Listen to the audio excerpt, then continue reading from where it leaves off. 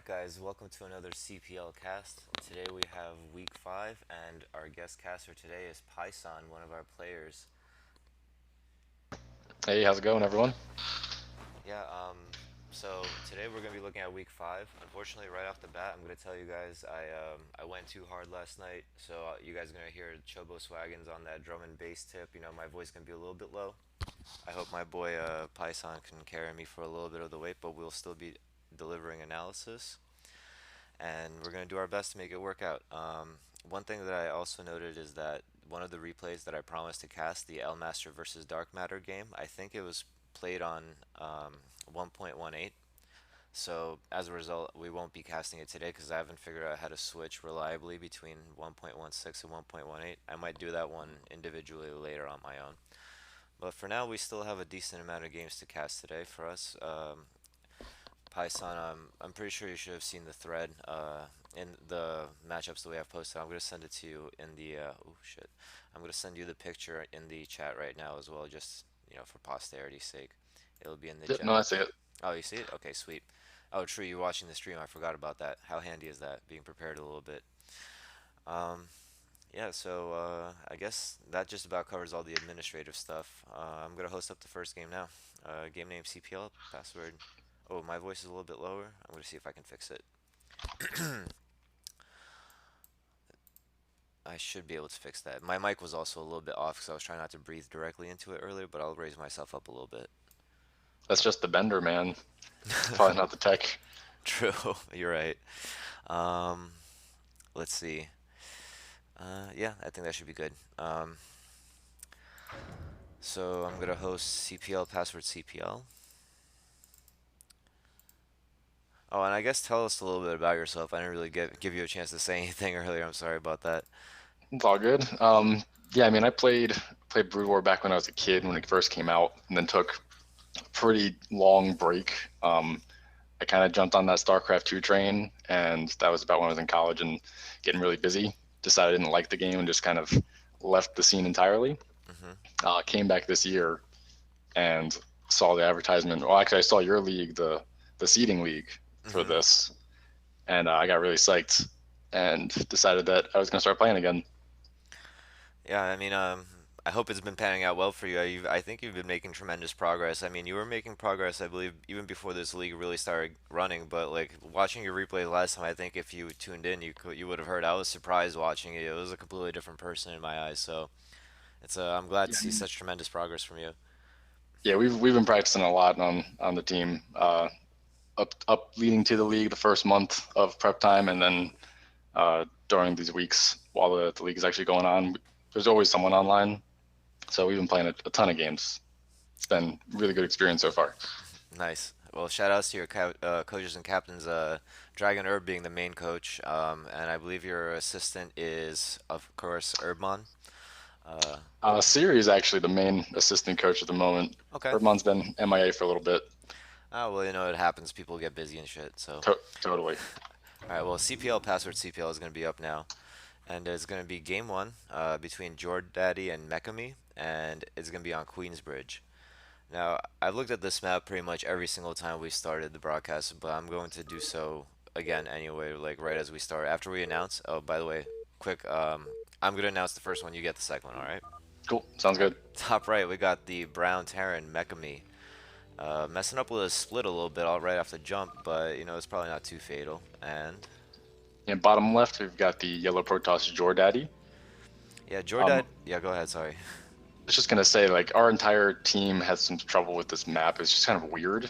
Hmm. Never felt comfortable on it. And as a Zerg, I couldn't find a good place for overlords. Rush distance seemed really, really big. Yeah, it definitely has a lot of really tricky elements to it. It's a combination of things, and I feel like the more complicated a map is, the more it caters to advanced players and advanced playstyles. So it's definitely a hurdle for players to overcome, but I think it's an important element for them to examine. Uh, Yeah, being absolutely. being used to new map features, like I like I mean, just looking at it visually, it's very pleasing. I mean, it doesn't offset anything, and I love this about foreigner maps, how everything is mathematically perfect. You know what I mean? Like all the mining distances are great, all the walking paths are like non-questionable like they are on FS. Sometimes the stack issues and stuff like that, but um, you know, personally, I find it very difficult managing the two bridges in the middle and the two high grounds. It's kind of like a mix between Blue Storm, Loki, and Destination and Roadrunner all at the same time. Yeah, totally. Yeah, it is very difficult to just sort of play your standard strategy and make sure it works. So I think what you're saying about being a little more advanced player and being able to play to the map is Hmm. really important. Yeah. But I am glad we have maps like this in the pool. Hmm. All right, so let's look at the builds real quick. Me being the Protoss player, I'm gonna pay a little bit more attention to our bro Jordaddy over here, and it looks like he's going for pretty standard. I mean, he's got 12 gate. His probe, I mean, he's not really microing with it. He's not really sending the probe on to the middle on time. But it looks like he was trying to go for the gas deal as Evil Eye said, and it looks like he was denied. Yeah, it's always good if Terran can get that gas for sure. I've seen a decent amount of our TDP games. I'm a Zerg player, so my detailed build knowledge is going to be lacking here. Hmm. But I do know the matchups to a certain degree. But it looks like pretty standard game for both players at the moment. Yeah, absolutely. Mekami doing the wall off over here. I believe this is the correct positioning. He imaginably he's gonna put a factory under the depot.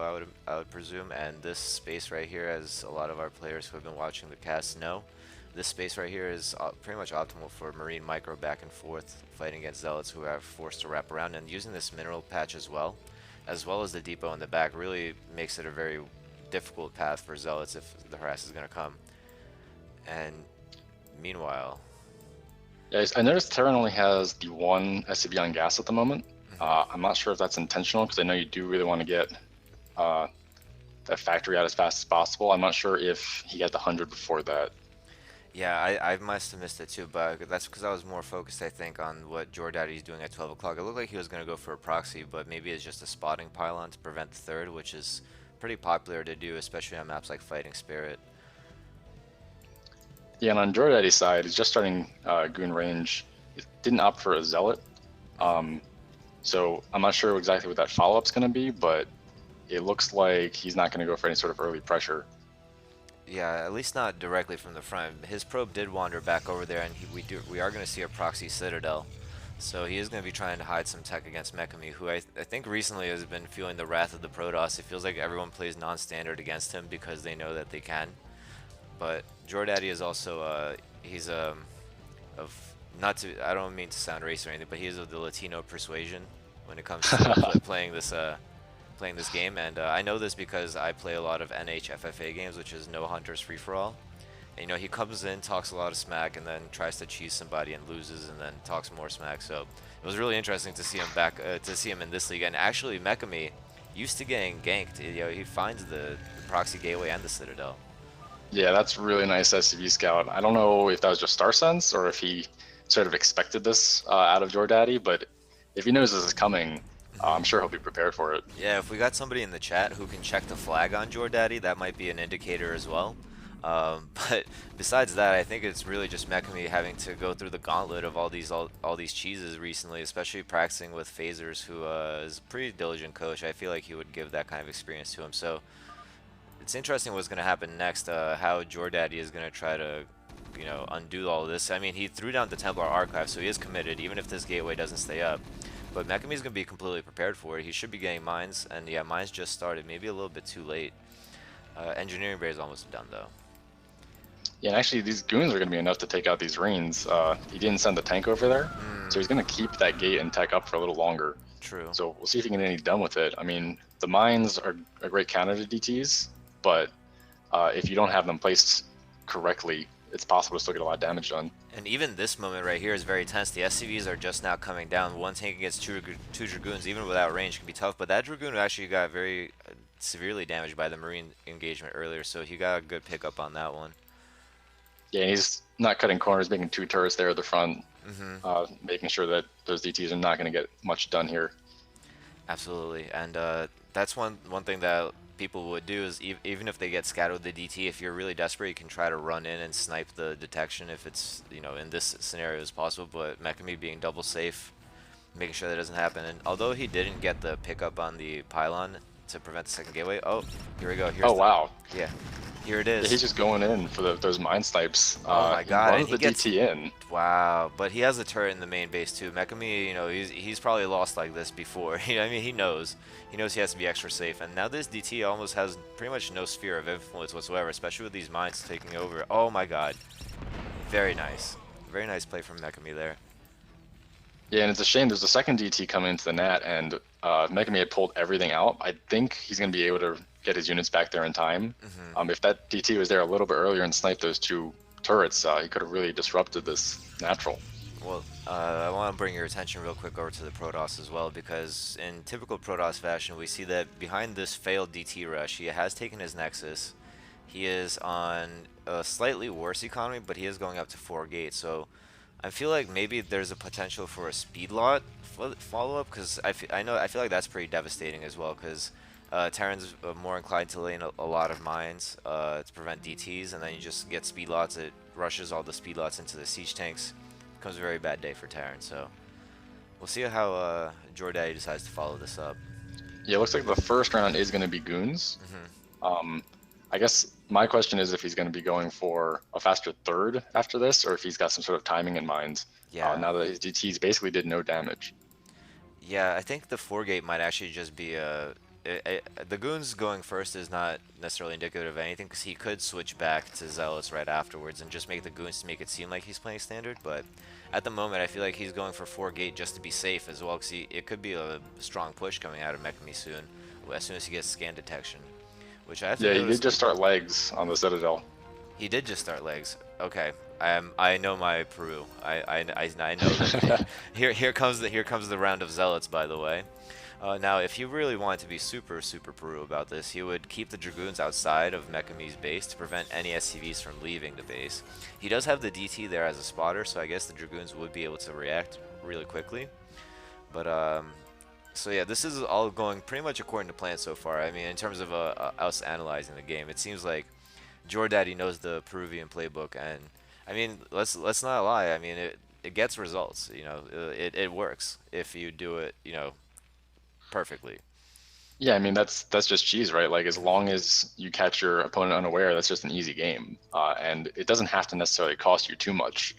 I think at the really high levels, a failed cheese is usually such a disadvantage that you're probably lost. But Hmm. in this league, certainly you can come back from a failed cheese. Yeah, and also it's not just because of the fact that you guys are both likely to be behind from a cheese. Like a pro player will react to a cheese better and not be as far behind as Mekami would, for example. It's also the fact that Mekami is more likely to make a mistake later as well, which could even it Yeah, I out. mean, just throwing Mekami off of his game plan by introducing something crazy like this could definitely give you an advantage. And this DT right here is a freaking hero. I mean, he forced mines and he forced a scan. So, I mean, the DT did his job. I mean, he made sure that no push was coming out. Just now, only now Jordaddy will really have to be defensive about it, but he did take a third Nexus behind this with a DT on the ramp, so that's being super annoying against this Protoss. I mean, against this Terran player, I'm sorry. Yeah, that was pretty good control with that DT in the front. I mean, he knew he was surrounded by mines and he just kept it on hold position, forced that scan out. That's Yep. just a lot of resources that Terran didn't want to spend there. But at the same time, we have to look at Terran's base as well. I mean, Terran should, at this point, assume, I guess, that that Jordaddy's playing blind, because Mekami did get a good turret ring early as a response to the DTs. So he knows that the factory count hasn't been scouted yet, or at least he should probably know that it hasn't been scouted, and he's going for 6 fact behind this. So this could actually be devastating against a relatively fast third Nexus with a low probe count. This is exactly what a 6 fact push would probably be good at beating, I think. Yeah, and it looks like he just took the lead in supply, Hmm. which is not a situation Protoss ever wants to be in. These vultures are kind of going out here by themselves. Yeah. So I'm not sure if that's a great idea. Getting some mines placed forward is good because there doesn't seem to be any obs on this field. There's one that just it's been very minimally Oh, used, there and it there's is. actually 2 more outside of the natural base of Mekami as well. So it's the Jordaddy has established some sort of map presence with observers, so that's a good look on him. But he still only has those 5 dragoon. Well, actually, he's kept a lot in the back, and he has very zealots heavy still. He actually got a high Templar, which is an interesting choice. Yeah, straight to Templar tech. I mean, I guess he already had it. Yeah, I'm kind of surprised that Mekami hasn't pushed up and taken out that tech. So he knows it's there. He knows it's basically undefended. true. Um, but it looks like he's just going to go for a strong push here down the middle. Oh no, these mines. Oh man, he does eat a lot of damage on that. One Dragoon's almost dead, and the other one definitely died. These vultures going in a little bit early though, losing a couple of them. But this slow measured tank push should be doing a lot of damage here, depending on the engagement. Yeah, decent Zealot control coming in on the top and bottom here. It looks like Absolutely. he is going to get on the tanks. Not all of them are sieged either. Hmm. So this is getting cleaned up pretty fast. Well, to be honest with you, I don't think all of them being sieged would have helped very much because, I mean, considering the sheer amount of zealots, he might have actually killed more zealots than that, but ultimately you do want to kill dragoons in exchange for tanks, and I would say that Mekami definitely ended up on the short end of the stick in that engagement. Yeah, but his supply is still ahead. So, I mean, he's just been macroing a lot harder. I mean, he's up in worker count. Yeah. He's pumping out of a lot of factories. So I think he'll be okay, but that maybe just was a little premature. Yeah, it's possible, but he also was running out of time as well. Since the third base just came up and the probes just transferred, the timing window for six pack would have been closing soon. So I'm actually kind of surprised that I think maybe he overproduced SCVs actually, but at least that made him to be less all in with his push. I mean, him being still economically advantaged is a major boon for him right now. Yeah, and Jordan is actually overextending now. So Yeah, he's losing a ton of units here. yeah, he That's got gonna, greedy, straight up. yeah, this is an opportunity for Mekami to either take a base or keep the push going. If he just needs a couple more tanks, he'll probably be able to set up on some of these bridges and stop any counter pushes. Yeah, absolutely. And the bridges are going to play a key role here as well as the high grounds. Now, one thing that is interesting, like, a small little note about the fact that he proxied all those buildings there is going to be hard to place a command center there for a while. Even if he does send some units there, it's going to make it obvious that he's expanding there. So he is kind of forced to take this other expansion, which actually isn't really that bad. I mean, it might be even easier to hold, the one that's right under his natural. So it looks like the SCV is priming to get to putting that one down soon. Yeah, and he's sending a couple of vultures up there to actually take out that tank now, or the tech now. But he's left a bunch of tanks in the middle of the map. I mean, I Yeah, feel like this is a problem that a lot of Terrans have versus Protoss is just keeping their units together. yeah. United, a Terran army is so strong, but once you start splitting it up and you start bleeding out tanks like that, it can definitely lose you games. Absolutely. And part of the reason for that is that I feel like the changing states of the Terran army is greater than either the Zerg or the Protoss counterparts, in the sense that siege tanks siege and unsiege, vultures have to go ahead and mine first and mine the flanks and then be in position to defend the tanks. There's a lot of changing states in the sense that you can't just I know it sounds cliche, but like 1A, 2A, 3A, your Protoss army is pretty much, mobile the entire time. You can shift it and move it, but with Terran, once you've committed to a direction and a decision, you're committed. So keeping track of all those little things, you can unsiege 3 siege tanks and forget them very easily. Totally. Now, And it looks like Jordan knows about that third, and he knows about the push that's coming onto his third. So he's doing a counterattack here. He's actually bypassing that command center and going straight for the natural. There's a bunch of unsieged tanks here. This is not a good position for Mekami. absolutely, but I feel like both players were focused on being aggressive in the moment. Mekami killed about, like, I want to say at least 20 zealots with vultures on the other side of the map, so it feels almost like a little bit desperate from Jordan. The Arbiter arrives, but it's not going to do anything with no energy. And That one Dark Templar is being a hero on that ramp. Like, none of these vultures are getting up there. yes, and now the scan goes down. Good awareness from Mekami, I mean, really quickly. I mean, he must be still frustrated, but especially considering the fact that he just, I think that he forced a cancel on this third next to CC. I don't think he actually finished going up. But wow, this probe wall, pylon wall almost blocks all the vultures. The one vulture Yeah, that that gets in DT there. bought him just enough time. He actually blocked all but the one vulture.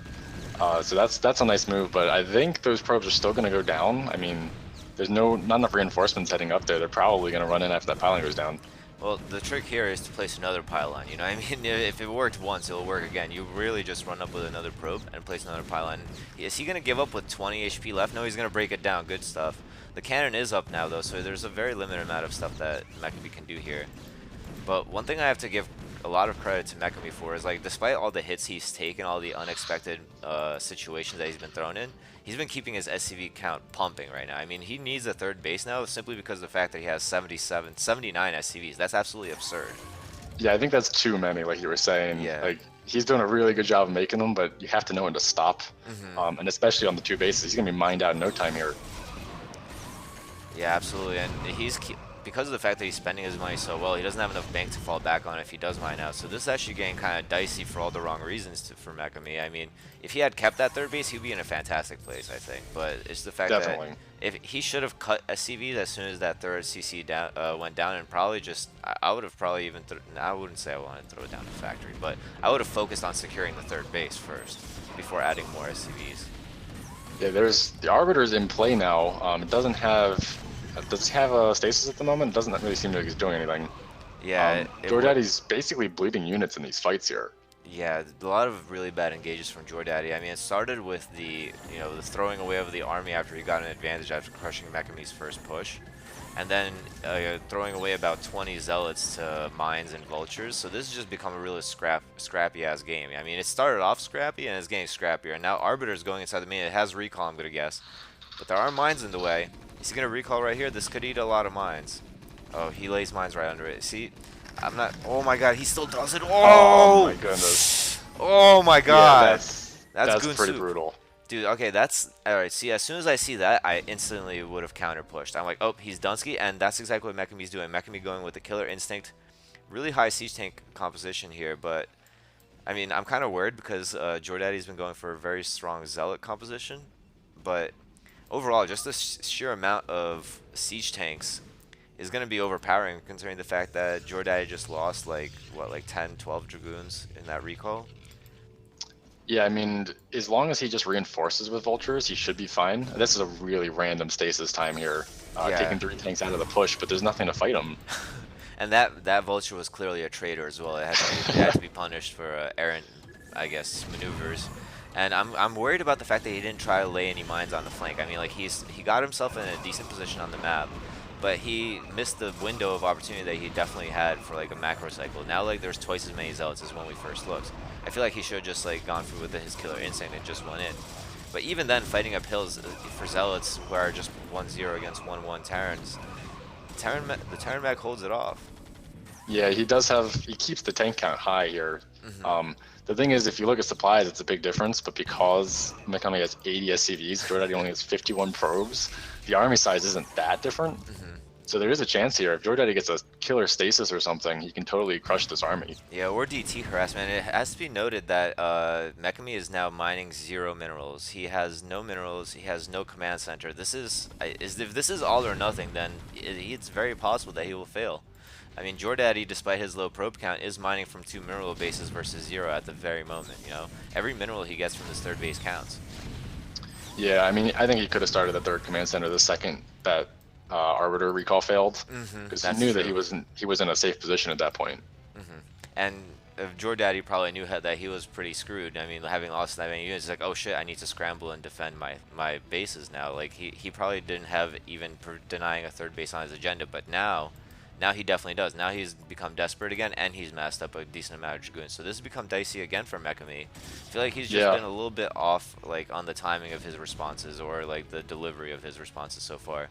And I mean, yeah. it seems like he's just not defending this third. He's kind of like building it out in the open, and he doesn't have any tanks or walls to support it. So Jordaddy's countering. He's going to lose his own third, but he's still mining, and Oh he's my got a god. fourth on the way. So this is a great position, like really good idea to just stop Terran from mining. He has to know that the bases are basically mined out. And it should be noted that I think he's just doing it out of desperation as well. He has no scout at 12. He has no scout at top left. And Mekami is the only one that actually is scouting the bases. Oh my god, but this could be huge. This fate. Oh my, he got so lucky there. He didn't eat too much damage from the mines. He could have lost a lot of stuff there. But does this look like a base race to you? I mean, the tank count somehow Yeah, grew. no, this is totally a base race situation, but Mechmi has so many tanks back at home, really keeping up with the macro, and that's probably going to be game. I mean, he's got Wow. a lock on that natural. Good call. I didn't even expect him to have that much stuff after I saw that he was broke. I guess he squeezed out one more macro round. And you can see that he doesn't have enough minerals for the command center now. He really needed that macro round. But now, Jordaddy, desperation move trying to bust out. Arbiter Yeah, these vultures, there's a few vultures just kind of idling behind these tanks. They really need to be in this fight. Somehow, the base race situation has turned into just an army trade, but JoreDaddy has a functioning Nexus. He's barely mining from his natural, but he does have a force that's up, whereas Mekami's got nothing. Yeah, absolutely nothing. But the tanks that were made for defense are now rolling in, and if Mekami can take down this 6 o'clock Nexus, then we're talking about a different game again. Because I'm sorry, JoreDaddy is about to run out of minerals in his natural, so it all comes down to how quickly the next few moments transpire for Mekami here. It looks Yeah, like it he, looks like he's just going to try to get a contain going. I mean, if he sends one Vulture down to 6, he's going to kill every single probe there. absolutely true. Using the tanks here is probably a decent move, but it's kind of, I mean, almost bring your SCVs to fight at this point. Like, you are so all in with zero mining. Absolutely. And the other thing makes me worry is the fact that, first of all, Jordai doesn't need that many minerals to make High Templar and Archons and Dark Templar even. And Mekami has no detection besides scans, so once he runs out of scans, Arbiters and DTs become extremely powerful. So if Jordai keeps a cool head up with his last couple of minerals, then he might do a lot of damage. But it seems like he's throwing it all into Zealots, which I think is a big mistake here. Zealots are the least cost-efficient unit that he could do. Yeah, I am a little worried that Mekami's actually spread out a little bit. Like, these tanks are starting to get farther and farther as he pushes in towards the natural. He did manage to send that one Vulture to the probe line, but he's not microing it. It's going to go down to probes. Now he's sending 2 tanks to finish the job. They should be able to take care of this. Why were you But concerned about the splitting of the tanks? I think that's actually a good idea considering the zealot heavy composition of Jordaddy. I think this is actually going to go well for him. well, you definitely don't want them stacked on top of each other, but I was kind of worried that they would sort of be in 2 different fights. If it is mostly zealots, then certainly the back tanks will be able to reach, but he is leading off tanks here. Since he did split 2 down to take out that third, this is just a crazy game. I Yeah, don't. absolutely. And one thing that's interesting is that Mekami has actually mined a decent amount of minerals just from distance mining because of the fact that he has 68 SCVs. He's always mining on like half of a mineral line right now.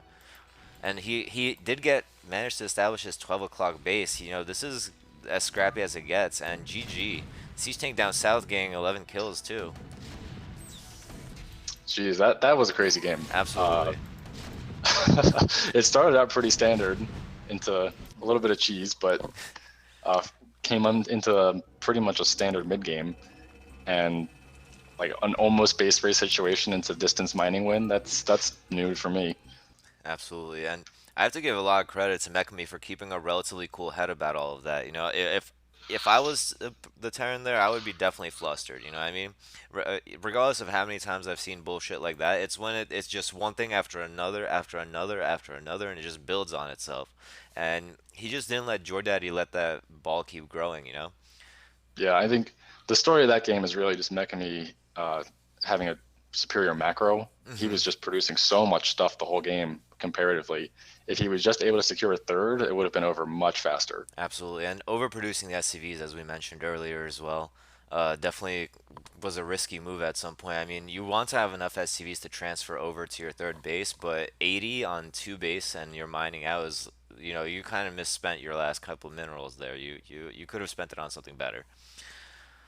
Yeah, it seems like there's 2 kinds of players in this league. It's the ones that don't make enough and the ones that make too many. True. Absolutely. I only recently, you know, I noticed like, huh, I had too few probes in that game. Maybe I should try and make more. In the next game, I have like 100. I went Hmm. like absolutely OD, like, you know, pumping out of 4 Nexuses or something like that. So I'm like, okay, maybe that's too much. You know, it takes a little bit of fine tuning. Definitely. All right, so one thing I did last time, and I kind of like doing it, and maybe if people find it offensive or don't like it, I'm not going to do it anymore. But I give people a letter grade based on, you know, our league standards. It's not like, oh, I thought you played like an A plus player, but I think overall, Jordaddy, for me, the defining characters was the fact that he had a strategy and then he had a follow up strategy, the speed lot. He just execution was always a little bit lacking, and then he just kind of got locked into this mentality of just speed lot, speed lot, speed lot, and I think that's what really cost him the game in the end. Whenever he made dragoons, he made major headway. Whenever he made zealots, you know, he started getting creamed. Yeah. So go ahead. He had good control too. I'd like to point out, like his engagements when he had the army to win a fight were pretty good. Hmm. His DT control, even though they didn't get anything done, it was pretty strong, and he was able to move his army around and get those counters and deny that third a bunch of times. So definitely, if he had just produced a little bit more and was a little bit more constant with pro production and expanding on time, he would have had a lot more stuff and probably taken it. All right, well, I'm gonna give him, and I know that for the first one it's a little bit harder because you might not know what my arbitrary rating scale is, so I'm just gonna do this one on my own. I'm gonna give him a C minus because there was some good things, there were some bad things. Definitely about average-ish performance, I think. I'll give him a C. I mean, he had a lot of good elements, and as you said, the wraparound with the Zealots was a really good move from him. Now, So we're not doing the grade inflation, like C is actually average. yeah, true. No, we're doing fair ranks. And All if we're right. if we're gonna be completely fair, I would have to give Mekami a B minus because he weathered a storm in that game and he kept pumping no matter what. So I would have to give him a little bit of props. Maybe I'm being a little bit biased because I've seen him get crushed by this kind of stuff too much. So I just want to say that I'm impressed with him keeping a cool head, and I'm gonna give him a B minus. That seems reasonable. Yeah, I So think I'd agree with those numbers. okay, and now we're gonna do game one and two from Proboa's match against N Baker.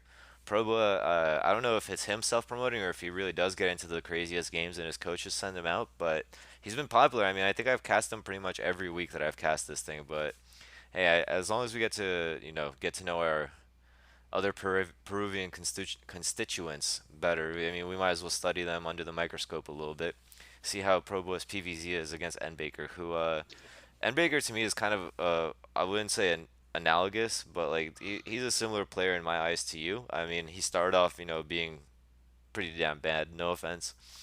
And No then offense taken.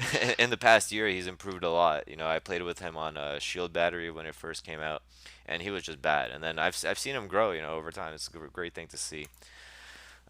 So Yeah, let's and it's get. fun. I like what you're saying about watching a lot of Pro Bowl games. It's cool to actually see a player throughout the league get a lot of games casted because Mhm. you do get to see that progression very clearly. Yeah, and he is kind of like I feel like he's becoming a mascot for his team as well to some degree, and he has grown a lot as well as a player. I mean, I've talked to Phasers, his coach, and Phaser says that he's been working with Probo a lot, and he's one of those players who wants more practice, more practice, more practice. Excuse me, and that's exactly what we want to see in this league is people who are thirsty. They want some more. Yeah, I think it definitely benefits. You really get out what you put into it for sure. Hmm. All right, well, for game one's gonna be on Queensbridge again, which was the map of the week. And let's see how it plays out in PvT, which, in my opinion, should be more territorial even. Oh, I mean, but that was PvT. I mean, PvZ, it could also be more territorial. Oh, I'm gonna stop talking stupid stuff. Okay, it's Propoa is Protoss in the top right. And we got Tyrant as the white Zerg in the bottom left, Hmm. also known as N Baker. Absolutely. So what I meant by territorial is that I was actually probably wrong. It's definitely easier to claim territory on this map in TVP and PVT than it is in PVZ. I mean, despite the fact that there's bridges, there's just so many ways to wrap around. The only thing I can imagine is that a lurker contain outside the natural, but even that is not very good here, I don't think. Yeah, I mean, it seems like siege tanks are the real territory takers. Lurkers are sort of analogous Hmm. for Zerg, but since the Protoss army is just so strong comparatively, they can take a lot of lurker hits. Hmm. It's not really the same sort of territory game as ZVP, at least in my experience. Hmm. It just seems like having the right amount of stuff in the right place seems to be the proper game plan. It makes me almost think that I'm kind of stupid because I base a lot of the things that I say about, especially the maps that we're more familiar with and the map styles that we're more familiar with based on pro gamer play. Like, but once you put me on a map like this and force me to think for myself, like, what would I do and how would I do this? I'm like, I'm very unsure of myself because given how broad the potential circumference of Protoss moving out is, I don't think Lurker Contain is very good on this map, especially with the high ground extending a little bit into the where the Lurker arc might be. It seems a little bit questionable, so I'm curious to see what M. Baker decides to do on this map, and he does seem to go for a relatively early pool. Uh, that's just pretty common on two-player maps, if I'm not mistaken. Yeah, I almost always go for an overpull on a two-player. I mean, a 12 hatch is just so easy to uh, punish if you're going forge fast expand, Hmm. especially on a map like this where you can sort of block off the area behind the minerals with two pylons. Hmm. And here as well, the other issue is that the probe can deny the drone, and if this drone goes down, that could be a really big blow. Oh, and actually the drone wins in the little melee battle here, and he manages to Yeah, land the hatchery. That was a he got clutch. that first hit. Yeah, I mean that was clutch. I wouldn't say it was a move because they both could have been AFK for all we know, but It worked out in Tyron's favor when it could have gone tragic for him, I think. He was already at 430 minerals. That's not a place you want to be when you're throwing down your hatchery.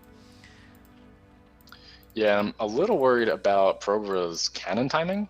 He's not really in a rush to get it, and he knows it's full first. He lost his probe, so he doesn't see if Zerglings are coming. Hmm. And I guess the rush distance is pretty big. that is true. The rush distance isn't very short. And let's see how the Lings react to this probe. Are they going to chase it? Yeah. Oh, wow. He's actually going to try to deny scouting instead. So Probo might have dodged a little bit of a bullet there. With this gateway, with just one probe and a late cannon, and that cannon is really far away from the ramp as well. I feel like he definitely had a bust potential, or at least potential to do a lot of damage inside the main base of Proboa. Yeah, I mean, a late cannon and 6 lanes can definitely run by, and he actually captures that scouting probe. So Probo is playing completely blind here, and I know that that is not a place that Protoss wants to be in PvZ. Hmm. There's just too many things that Zerg can pull out. Absolutely. And he also already knows that it's 6 Zerglings, so I feel like he should be a little bit scared of a potential Zergling all-in follow-up. But behind the Tyrant is actually getting his third base, which is, the safe, standard, economical play to do. I like to see him, yeah, he clicks up to lair at 112 gas, which is good, and he's continuing to drone. He knows that he already won the information war in the sense that he's good, he made the opponent scared.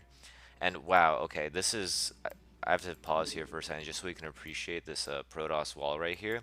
This is now super questionable. This is begging for a Hydra bust at this point, if you look at it. Do you see what's being built behind the gateway there? Yeah, I was gonna say he didn't make the pylon in his main, so I guess he wanted to keep his core timing. And Hmm. that's kind of the only place he could put it. I guess he could put it close to the Nexus, but this is not an ideal situation. I would, if anywhere, if I was forced to do that, I would put it probably to the right of that cannon and deny, like, like one corner of my nexus, like fuck up some of my, I'm sorry, mess up some of my probe mining time just by a little bit, or maybe to the left of the nexus and above the cannon, which isn't as bad either. But where he put it right here is just super questionable. If I was Zerg and I saw this, I would try to Hydra bust, even if I wasn't going for a Hydra bust.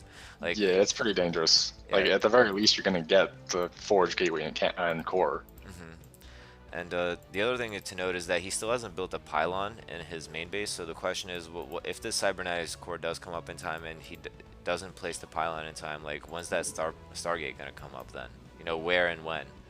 So maybe I think this panic. I think Probo is panicking a little bit right now. Honestly. Yeah, the build just seems a little bit off. You definitely want that pylon in the main a lot faster. So I mean, I don't play that side of things, but Yeah. every time I send my Overlord, there's always a core ready to go. Hmm. So there, other Protoss find ways to make those 2 pylons and the Nexus and the single cannon. Yeah. I mean, regularly speaking, no matter pretty much no matter what the build leading up to it is, it seems like I almost always go 15 gas, 15 pylon, and then that's because by the time the pylon finishes, you want to get your first zealot maybe, and then you want to keep producing probes after the what's called after you throw down the gas and the pylon without stopping, and then you'll be able to have enough gas to place down the Stargate with the pylon that's in the maze, and that's exactly what Proboa did here, and it isn't like extremely late, but the Spire just started, so I think actually I don't think he's gonna be able to get an Overlord with this timing. So another boon for Tyrant here. Well, he might get that one Overlord that's just outside of his main, since it is so far Hmm. from the Zerg base. Unless Zerg sends 2 Scourge immediately, Yeah, he could kill that. But he's probably going to send that Corsair to scout immediately since he he's been should. blind. He He's been should, and completely denied. this is what he built that risky cybernetics for, is to get that really quick scout. And it should be noted that Tyrant is doing an amazing job of keeping probes out of his base. He used the same 6 Lings to pick off yet another probe right outside his natural. He's been really keeping Probo in the dark. Probo, I'm actually impressed with the fact that he didn't throw down like 5 cannons. Because if I was getting blocked out like this and I saw early Lings and I know that my wall sucks, I would be really paranoid. But I think maybe Proba, has got big cojones. He's just gonna go for it. He's like, well, you have to kind of gamble when you're playing as in the dark as Protoss. Yeah, definitely. And I mean, he's been sending the probes out, and maybe he's just assuming he would have seen a Hydra. But he Yeah, did you're right. scout the third just now, Hmm. and he saw the drone saturation there. So I think that's probably putting his mind at ease for any sort of rush potential. Absolutely, and he's sending 3 Zealots out right now. And one thing to know is that despite the fact that Tyrant's been playing a lot of key exchanges in the conceptual game very well, it seems like mechanically he's been sleeping. Everywhere I look, there's idle drones. I mean, over here, he did notice that the zealots are coming, but the spore is kind of late. He does have the Sim City, but it would be nice. Yeah, I was about to say it would be nice if he made those Zerglings right then and there, and he did. Zerglings are actually out at a decent time. He does lose a drone, 2 drones, which is 3 drones. Okay, now it's getting a little bit Oof. too much. Yeah, he had plenty of Zerglings to clean that up. Just trying to fight with the drones there was probably a mistake because that's all that Protoss wanted to happen. All right, good control here from Proboa doing the classic, pull the zealots back, waste more of your time doing this stupid stuff over 2 zealots that are already practically dead. But at the same time, is this Sarah gonna live? Yes. Wow. So Oh, no. what? He Oof. stopped it too close. Yeah, no, that happens to me. That used to happen to me all the time. Well, I'm not gonna say that does. It's never gonna happen again. But that's a common mistake. You think like, oh, I'm in the cannon. Like, the Zerg is good. He'll pull his Scourge back. But in the end, it just ends up sniping you as soon as you stop anyway. So yeah, never give your opponent the benefit of the doubt of thinking that they're gonna be good enough to pull their Scourge. Always micro that Sarah until all the Scourge are gone. If he overcommits, then that's good for you. If he hits you after overcommitting, then you played yourself, more or less. And 3 more Yeah, zealots sneak out. so Nope. probably is transitioning into like a speed lot build here. Hmm. But I gotta say it's kind of late. He's gonna have speed in like another 40 seconds or so. So that Yeah. means the attack's gonna come at like 8-9 minutes. And even if you go Sarah first, I think that's uh, since N Baker's got 5 hatches worth of stuff now, he's gonna have plenty of units to defend against that. Yeah, one thing is his attack upgrade isn't going, and he got pylon blocked pretty hard there for a second. And I don't see any Templar on the way either. He's making Dragoons right now. I'm curious as to what that is for. And I believe Evil Eye said that he would have liked to see the Dragoons coming out to snipe these Overlords, and I'm not sure I completely agree with that. The main reason being is that even though he did add another cannon, if he's out there with the Zealots and the Dragoons, how quickly would he be able to stop these 12 links from running into the main of Proboa? I mean, 12 links could exchange very handsomely here, but here's maybe Proboa, stream cheating from the future, using the Dragoons to clean out this Overlord. We've got a lot of information on him. Yeah, I Oh! think going one goon to stop the Overlord Scout from your actual strategy is really helpful. But if you already have a Corsair, you shouldn't really need to do that. Hmm. He did lose the one Corsair. It looks like he's not planning to make any others. Yeah. It just at this point, I mean, M Baker knows what's going on. I think the value of sniping that isn't so high. Hmm. So having just pure Zealot Templar at a better timing, it's probably better than going a couple of goons for snipes here. Yeah, and he does eventually pick off the one that's in the natural, but he traded a Dragoon for it. So, oh, and these snipes could be crucial here. Oh, I wish he had disengaged from that Templar that ran away and used that opportunity to snipe these 2 Templar. That would have been a clutch move right there. That would have been an amazing stop on Probo's offensive capabilities for a while. But Probo stakes Totally, a but third even base. that one trade is probably worth it. Zerglings Absolutely. for Templar is always a good trade for me. And the third base is a nice timing, but he's not doing any damage with this timing attack since it's kind of late. Hmm. And I think Zerg is ready to explode. He's got a lot of Hydras. Yeah, he does, and I was actually kind of worried because he was waiting on the upgrades, which seemed to come a little bit late. Getting like a 9-minute, 42-second range is a little bit late in my book, but he is moving across the map now. The Lings are aware of it, and they are going to try to snipe these Templar. Very nice play from Tyrant here, very solid, especially considering his APM here.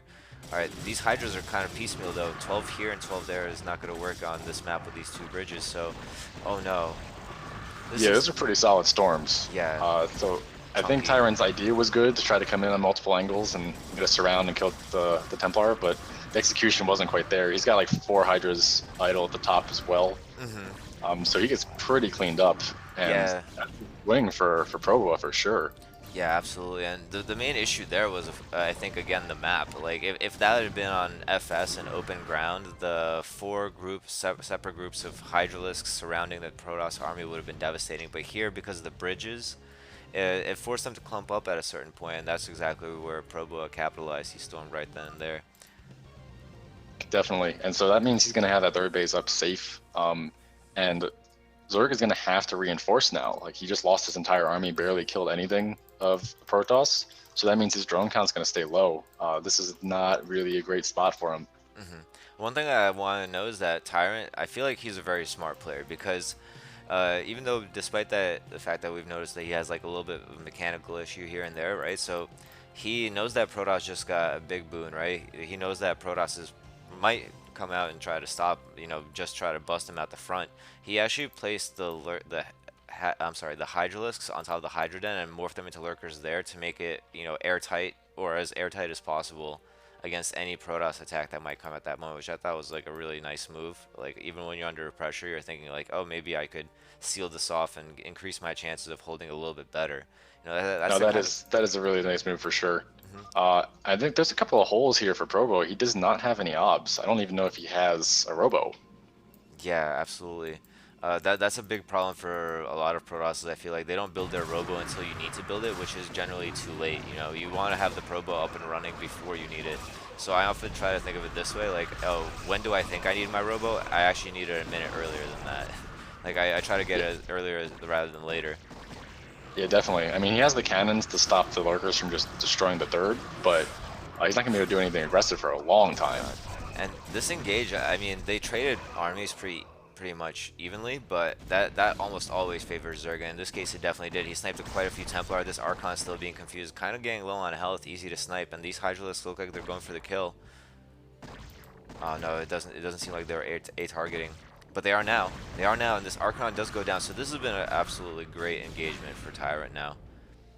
Yeah, definitely. And if you look at the supply, Protoss is still ahead, which Hmm. is kind of normal. Yeah, I think the fact that that third base is going and he's up like 20 workers is really the story here. yeah, But Zerg is going to be perfectly fine to take another base even. hmm, He could really go for heavy units, I think, and set up that lurker contain, yeah. which would at least cut off that third and make it very vulnerable.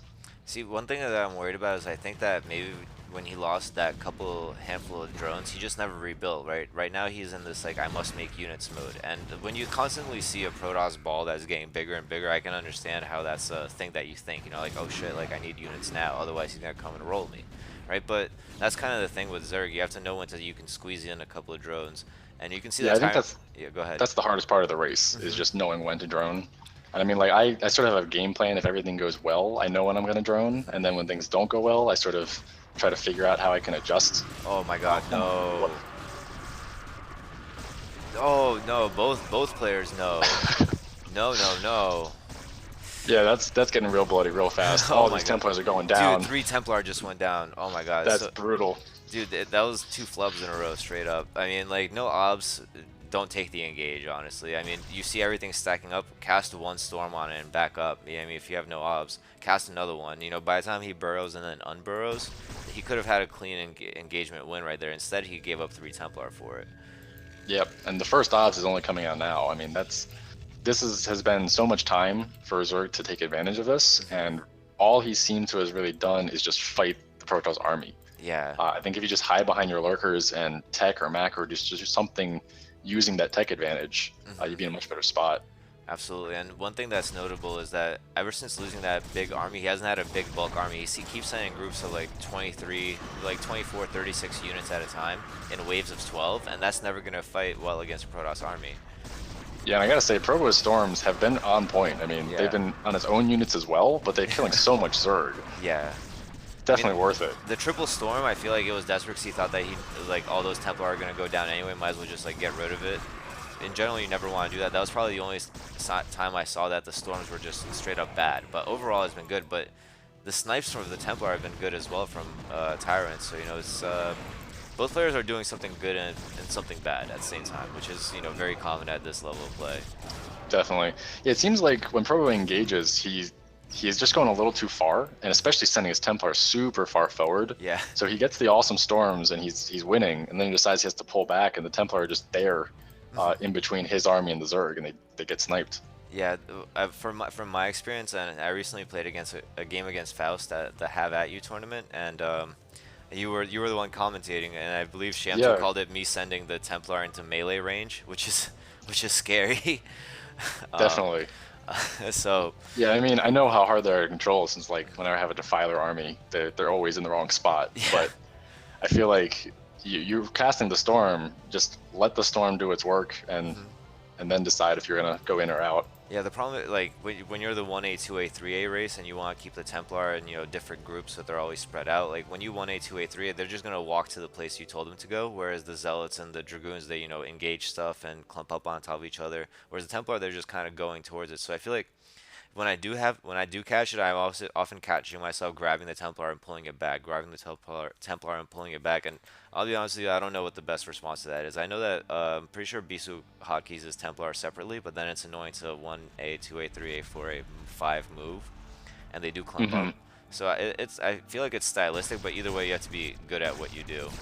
And Yep, definitely. This attack on this third or fourth base for Zerg is going to be devastating. yeah, There's not units here, and they're all going to get clumped up, prime for Storm when they come to engage. and we noticed that in this time, Tyrant did drone up 10 drones, but this is after losing probably, I want to say at least 70 supply of consistent army production with no drones behind it. So definitely a bit of a, conceptual error here in terms of when to build drones and when to build army. Yeah, I think it was just a little too late. I mean, the second those lurkers are out, and I'm not sure if he was aware that Provo didn't have obs, but based on how the game went, you got to figure he doesn't have that many, and the fact that he's running from your army, Yeah, have him right there. So if he just turtled up and droned like a couple rounds behind that, he'd probably be able to keep this base alive. Although and Provo is not targeting it. yeah, I mean this hatchery is gonna go down. If the other hatchery goes down, that would be obviously bad. But honestly, Tyrant managed to kill most of that army as well.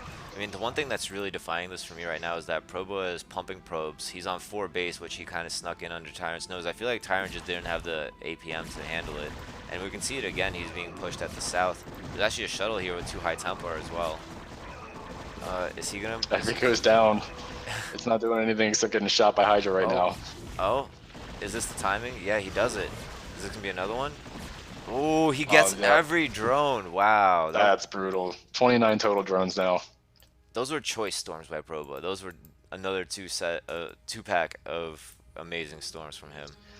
Yeah, his Templar movement has been questionable, but his storms have been on point all game. And one thing that I really like about the way he plays, like he gains an advantage and he expands, or at least he thinks like maybe I can get away with an expansion right now. And after doing a storm drop of that caliber, after sniping those 2 hatcheries, he knows he can get away with it. So he's like, yeah, I'm gonna throw it down. And Yeah, absolutely. Zerg's in no position to go attack an expansion right now. And one thing I want to know is, I mean, he is moving up to about 12 gateways, and honestly, I would say that this is about somewhere around the ballpark limit of how many gates you want to get. I don't like seeing Protoss get too many gates because, in general, you just want to keep your ball alive. If you lose your whole ball, you're going to be in trouble no matter whether you have 12 gates or not. So at this point, this is when army retention comes in and not, absolute production. So if he keeps it at this gateway count, that would be ideal. I will say it's really nice that Zerg sort of kept up on upgrades. Protoss is 3-0, but Protoss is usually ahead. But Zerg is 2 armor and 1 range attack and 1 Yeah, melee attack. So that's pretty good to have this much pressure on them all game to keep the absolutely. upgrade back. No, and Baker's still playing a really solid game despite, it being again kind of scrappy after a couple of really meaty engagements in the middle where, big storms, big lurker attacks, lots of Templar dying, lots of tech structures dying, tech units dying. Despite losing his base and all that, he's still keeping it together, but these storms are massive. Yeah, I mean this is the biggest thing that I find when I'm playing ZVP is if you're forced to react to a Protoss army that's already in your face, you're gonna eat some fat storms. Like there's no way around it. So if you're prepared, you can make your units go a lot faster or go a lot farther. I mean, Yeah, and now we'll see Protoss is actually at 100 supply ahead of the Zerg. And one thing I gotta give credit to Probo for, something that Phaser has pointed out to me. Oh my god, this mic right here might be actually really brutal. The melee range Templar. I think I saw him at the last second trying to cast a storm, but it was too late. But this Dragoon follow-up, I really like it. It's gonna clean up the composition from the Zerg here. yeah, there's just not that much coming out from Zerg. I mean, that's like a 3-time supply difference. Yeah, I mean Yep. he did the absolute most he could have done with the army that he had, and it still Yep. wasn't enough. Yeah, at this point, just all of those advantages that Probo got throughout the game are really paying their dividends. He's making some panic links, but he doesn't have crack yet. So this is gonna be this first batch of like 36 links, and the fact that Tyrant even at this point in the game has to be spending 12 larvae at a time really just highlights the mechanical difficulties that he's facing going into this. I'm gonna cut back to what I was saying earlier before. Oh, nice storm. Before I got sidetracked by the engagement, Probo's macro has really been tremendous in the past few games that I've seen him play. Something that Phasers has been working on him, and Phasers, very well known, at least to me, as a macro player who just slays me with pure macros. So nice to see Probo learning from his coach there. Yeah, no, he's making a ton of stuff. He's expanding at a good time. But definitely solid macro game from him. Looked very solid. I mean, it was really the engages that were the most questionable aspect of it. I mean, he even tried to harass somewhere in the middle, even though he didn't have the APM. And I'd rather see someone reach for something and not be able to do it than be content sitting in their base with, X amount of APM and not be able to do anything, like not trying to push themselves further. So I think that for me, I was honestly still impressed with Proba despite some lapses in micro here and there.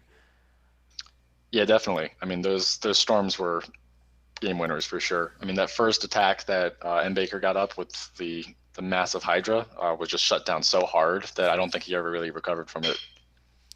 Yeah, so I guess in overall rating, I'm kind of hovering between a B plus and a B because I feel like he kind of falls into a similar situation as Mekami, where he he had a couple of big errors that hampered his ability to win, but I guess I'm gonna have to give him the B plus because honestly, because of the fact that he was expanding and making pros behind everything that he was doing, good or bad, he just stayed ahead pretty much the entirety of the game, even when he was losing big engagements. Yeah, I think I'd agree with that. Like the map at that point at the end of the game was all Proboa, so he was doing a great job of just using that advantage to just take as many resources as he could.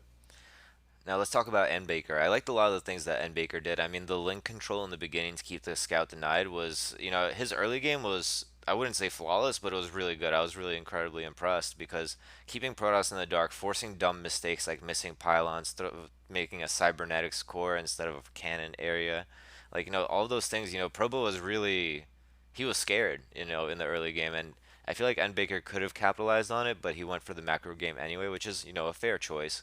Protoss was already a little bit behind, but it was the droning issue that really held him back. I would really like to hear your feedback on that, since you're also a CPL student, a Zerg player. So, what do you think about his play there? Yeah, I mean, I agree. The early game was really solid. He sniped a bunch of the scouting probes, kept Probo in the dark for a long time there. The the first attack with the Hydras, if you're going to commit to that sort of thing, you have to understand that if you lose them, you're going to be in a bad position. And he lost all of them to without any real benefit. So at that point, he teched to lurkers, which was smart, Hmm. but then he never droned behind it. Like by the time he droned, it was like 5 minutes after that point. That's way too late. Yeah. So he just got overrun. I think it's pretty strong, pretty smart play. Just needed to sort of understand when he was under threat. Hmm. And I know the feeling when you see that Protoss ball and it's a lot bigger than you expect it to be. You're like, oh, units, units, units. Hmm. But in this case, you had that tech advantage and you have to use it.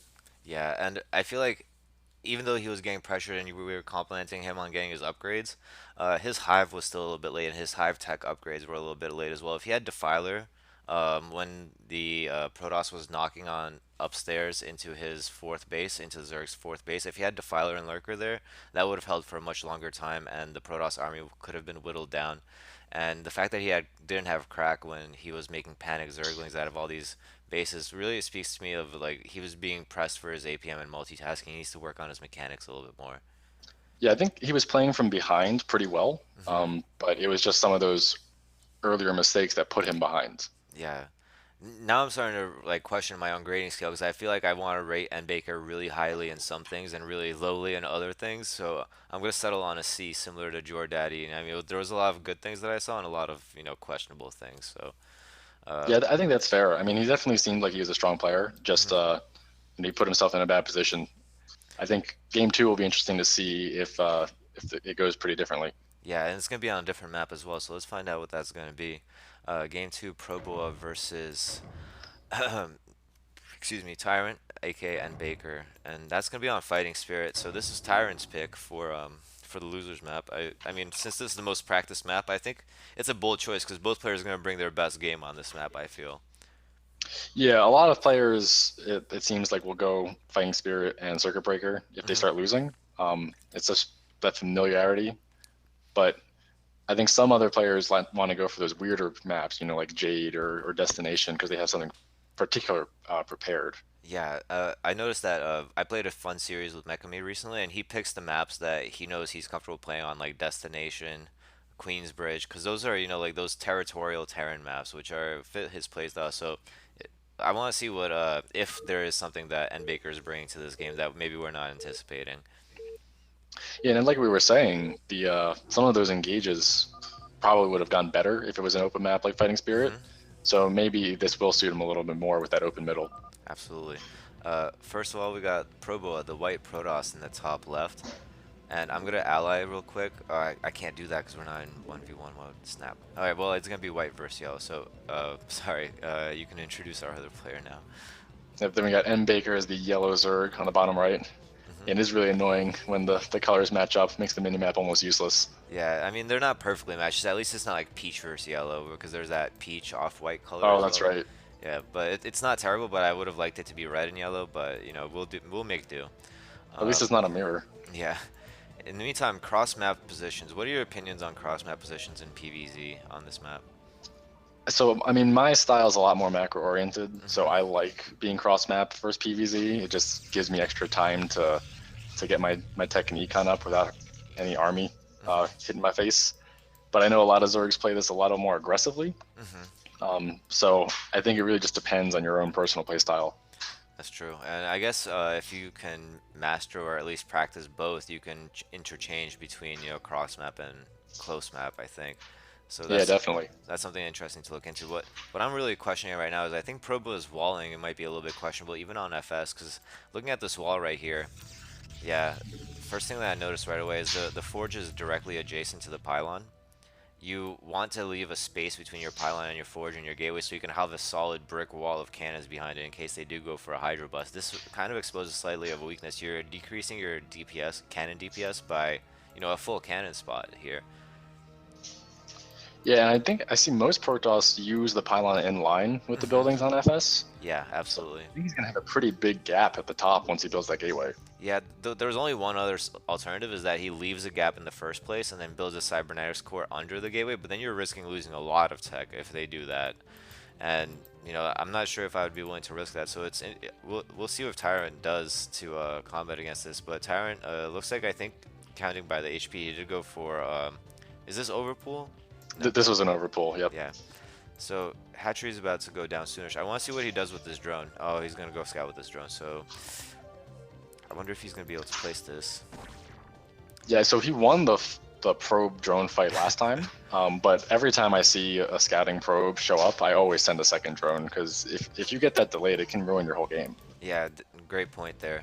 And one thing that I've also seen do, especially players like Faust who are kind of trolly, they make the evolution chamber, I mean not the evolution extractor, and then that replenishes their health. But then Protoss would be like, oh, well, he threw away 17 minerals, I'll throw down a pylon and throw away like 33 of mine, call it Yep. evens. So I definitely agree with bringing an extra drone there, and I also like the hiding a drone behind the mineral line. Yeah, if you can get the drone down the ramp in time, that's going to definitely be a good move. Hmm. And it Now, looks like there's a second probe down at the 6 o'clock. I don't know if he's just there to scout if this first one dies or if he's planning something really sneaky, but generally in PvZ, you're not going to proxy that close to a Zerg base. yeah, I think maybe it's remnant from the fact that he was double scouting. I didn't really notice if he was double scouting or not, but I imagine from being cross map position, it's a possibility. And but yeah, I agree with you that keeping this probe here is completely pointless. If your scouting probe dies in the other person's main, what I like to do is I keep a probe hotkeyed on an adjacent hotkey. So let's say I have my scouting probe as 1, I have another probe hotkeyed as 2. So as soon as 1 dies, I send 2 to the mineral that's there, or I try to stay close to the minerals at least. Yeah, Probe was doing a better job with his probe. I mean, he actually got in the base this time, keeping it alive for a little while. He doesn't know the location of the third hatch yet. Hmm. I guess he knows that it's not at 6, Yeah. but knowing that is probably useful information that he should go for at the moment. That's actually really true. So maybe he's thinking a little bit deeper than we gave him credit for. And this probe, I was actually questioning at first the fact that he didn't stay in the main base. I always try to stay in the main base with the probe. Like, there's not really a need for you to determine where the third base is that immediately. I'd rather be more concerned about how much gas and how many drones and how many lings the Zerg is making at that time. But he does get it back in for free, which is I think an oversight on Tyrant's part.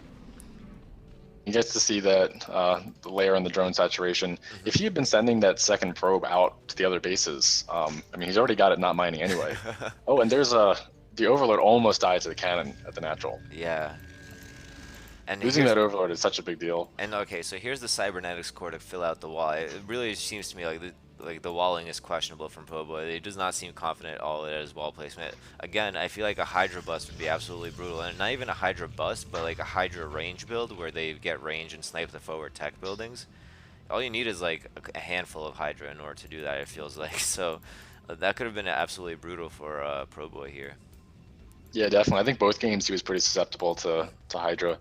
So I don't know if Tyrant uh, really knew that about the wall, since he's playing a little more blind. He's not getting to see this full view that we do, Hmm. but he's going for a much more macro style, and he's going to go for that Spire first again. So he's just going to do the same build for same build here. Yeah, and this respectable, honestly. I have to give respect for people who decide to go straight up macro no matter what. Even if it might not be the most strategic choice, he's probably like, I want to play a macro game. I want to play a macro game. Now, Yeah, this is probably the build that he's practiced so much on this map, hmm, in these positions. So he'll at least feel comfortable. yeah, Um, I guess my question is if he decides to go for a Muta here, or if hmm, he goes back into that 5-hatch Hydra follow up. yeah. Well, I mean, he threw down the fourth hatchery, which isn't exactly fully committing yet, but it's the fact that I don't see any Hydra Den or a fifth hatch, so maybe he is going. Oh, and here, as I say that, the Hydra Den comes down, the creep colony goes down. We're gonna see. I mean, there's no larva saved up to you, which is a big indicator when you're looking at Zerg. And he's actually supply blocked, which is really bad, I think. I mean, he doesn't. I don't think he even got to make a Scourge, which is, would have been important right now. Yeah, that's pretty bad timing. He did make the two Overlords Hmm. to sort of compensate, and he knew that one was going down. It had like 5 health from the cannon, Yeah, so that Corsair took it down really quick. yeah, but But no Scourge for this timing is rough. yeah, he actually made 4 lings at his third base, probably scared of a zealot, and as a result, he has no Scourge now. And if he loses the second Overlord, that could actually hurt a lot, I think. I mean, yeah, that could be difficult. But actually, he has another safety Overlord popping out too. But this is still, more damage than you would have liked to see for him. Yeah, this Corsair really, like, the build Oh timings were no. set up to Okay. only get one kill. Yeah, I was a little worried he would switch targets there. But if he doesn't notice the Scourge in time, he could lose the Corsair, which is never good. Yeah, wow, okay, so he gets sniped, and yeah, as we've seen in recent games of the tournament persuasion, sometimes when you lose your Corsairs, things end up bad for you. I don't want to make any like official spoilers, but it looks like I want Probo is actually going up to that 4 gate again. This time he got the Robo really early, and the observatory is out as well. So I think he suspects that it's going to be Hydra's lurkers, same as last time. He saw the Scourge, knows that he didn't see any Mutalisks out. Um, saw the 5 hatch most likely, or at least the fourth hatch of the 5 hatch. So Yeah, I mean, if you see that fourth hatch, a Hydra Dent, and a Sunken, you kind of assume that Zerg is going to be playing sort of that turtle style, and that mhm. fifth hatch is probably at the third base. Yeah, and I don't know if he's ever scouted where the third base is, but because of the fact that the probe was there for so long, I think he knows that it has to be at a different location than the natural third. Or, like, I mean, it has to be the natural of another main. Yeah, so this is an interesting response. He's just going for his own third. Yeah. So he got the gates, he's getting the tech up, but he's not planning for any sort of timing at all. He's Hmm. just going to be content to expand here. I think the problem with that game plan is Zerg grows so much faster than Yeah. Protoss that if you don't give any pressure, uh, then they just grow unchecked. I mean, he's going to be on 4 bases here really soon with good saturation. Hmm. That's going to be a tough game to win. And this is, something really troubling that I didn't realize is the fact that he got a citadel. He's only getting now his citadel. He actually went Robo and Obs before getting a citadel, and I think that was a panic overreaction. Maybe I think he still doesn't know. He didn't know about Tyrant's, fourth and fifth hatch. That's the only thing I Yeah, can think of. maybe He probably was he thinking might not have scouted two it. base lurker. Yeah, he was probably thinking 2 base lurker. Like the lurkers must be already out on the map or something like that. Like I know that he scouted it since then. The Corsair flew over there, but that's the only reason I can think of that he would panic so hard as to get Obs and Robo before Citadel. Yeah, or maybe he just realized he had him late last game and wanted to get him earlier. But this is a little overkill. Yeah, definitely overkill, and this would still allow for like a big Hydra Ball to really do some damage to him. I mean, the army here would not be able to withhold a 5 hash Hydra macro game. I feel like Yeah, if without Storm, yeah, yeah, you're pretty much dead. I mean like there's really it's very hard to know that your opponent doesn't have Storm. I guess you could poke in with a group of Hydralisks in and out, see if you can bait out a Storm or not. But I feel like Tyrant's maybe a little bit too complacent to just be like, okay, now I'm going lurkers and I'm turtling to 4 base. You know, what I mean, like he doesn't even explore what other options there are. Yeah, And I don't think Tyrant really saw Probo's base at all. Like, he had that Overlord at the front mhm. that got picked off by the Corsair, but he hasn't really scouted anything. He's just content to play his game. Yeah, I didn't notice if he ever scattered the third base coming up so He early as he did well. have a Ling up there, Okay, yeah, I remember that the pylon. You're right. but So like he doesn't know the tech timings. He doesn't know the plan. He doesn't know if like, he has Lings at most of the other bases that Protoss mhm, would expand to, so that's yeah, pretty good. But he hasn't seen the army in a while. mhm, He's just content to get his 4 hatches going or 4 bases going. yeah.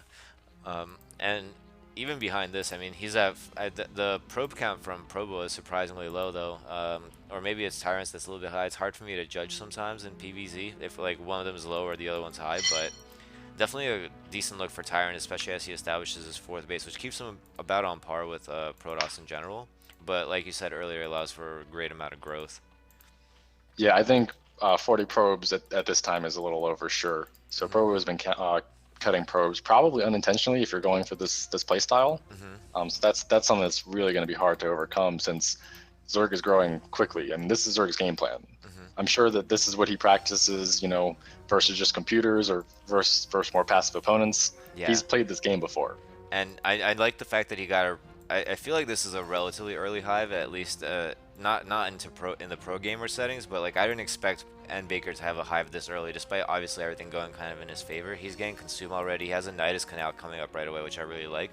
The positioning might not be the most optimal, but it's not a bad Nidus placement in the natural of the other main, and he throws Yeah, down it's two. always tough. Hmm. It's tough to know how forward you should place it because obviously it's more vulnerable if it's forward. But if it's Hmm. too far back, your units have so much trouble getting out of it and into the True. fight, especially with these walls that he's built up. Hmm.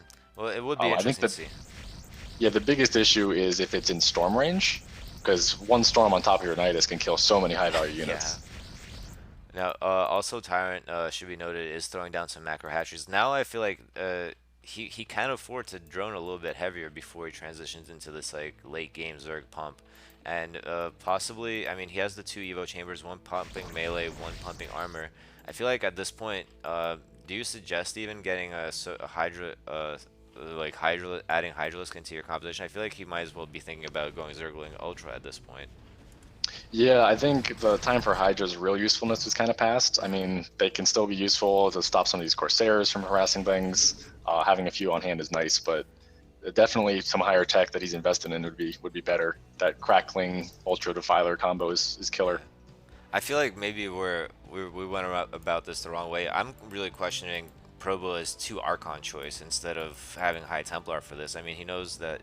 Like, I don't see what the Archons are supposed to do in this situation. Yeah, I think the storm would have been built up at this point. It Hmm. probably would have 2 each for those Templar, which is much better against this sort of turtle style. I mean, those Archons can run forward and tank some shots, but they're not going to do much damage to this. Yeah, and I mean, I guess in this case, actually making the Hydras would be a good idea against this composition, at least for in the extremely short term.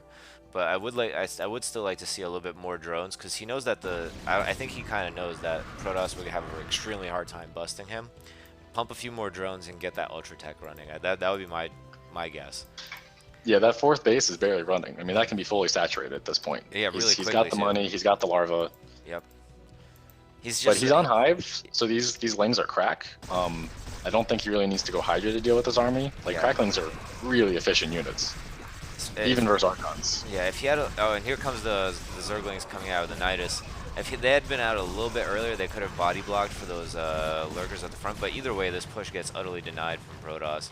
I mean, he Yeah, see, didn't lose too much one though. storm, one storm on that Nidus when those Zerglings came Ooh, out, and he could have maybe won that fight. oh, those cracklings just popped off two of the Archons that were there, and Proboa continuing to make Archons. I mean, at this point, it's starting to become more and more of a good choice as the Link heavy composition is becoming more apparent. But and one thing I have to say about Proboa, I mean, before losing those two Archons, he had a decent engage up until that point. He lost a handful of Zealots for a couple of Lurkers, forced Zerg to panic a little bit, but didn't lose any of his core gas units until, like I said, the unfortunate pickoff of those Archons.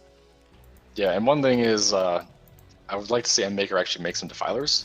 Because Yeah, he's had that defiler mount for a long time. He's with trying to Consume. turtle with Consume, yep. These Archons and Goons would be pretty much useless versus these Cracklings. And yeah, at first two defilers are out, yeah. But still no Mac. I mean, he threw down another hatchery, but he's not making any drones at this other base. I think he's overproducing Zerglings almost at this point. You can make a round of drones and then start doing the Zerglings and the Ultralisks and stuff like that, and you will see, like, almost exponential returns off of that, I feel. Definitely. Another part of the story is the upgrades again. And Baker's actually got even armor with Protoss attack, so that's really bad for Protoss because those Zerglings are going to be much stronger with the Zealots than they would otherwise be. And actually, the 3-3 is ahead. Well, 3-2 is ahead of the Protoss +3. So there's gonna be a point like where there's gonna be a very serious timing for Ultralisks with armor and Cracklings to do a crazy amount of damage to Protoss here. Definitely. Now, this is good probing the bottom base since he saw the defenses at the top. And these lurkers are not burrows, so they could all just go down before doing anything. There's still plenty of lurkers behind, and the Nidus should be enough. Although if he doesn't send units now, this could get sniped. Yeah, yeah. Oh my god, I think he might have gotten out just enough, but it's a very high concentration of lurkers here, and the two storms pretty much almost kill off the third one. But again, the Protoss, I think, is pretty much rebuffed at this point. Yeah, whenever Zerg is that turtled, I mean, you can go in and poke and test the waters, but I feel like you really just want to expand and maybe do some drop play, get some storm drops in those mineral lines. But fighting into these walls is not a good trade, because if you lose your army, Zerg's going to have a new spanking brand new army right behind it, and you're not.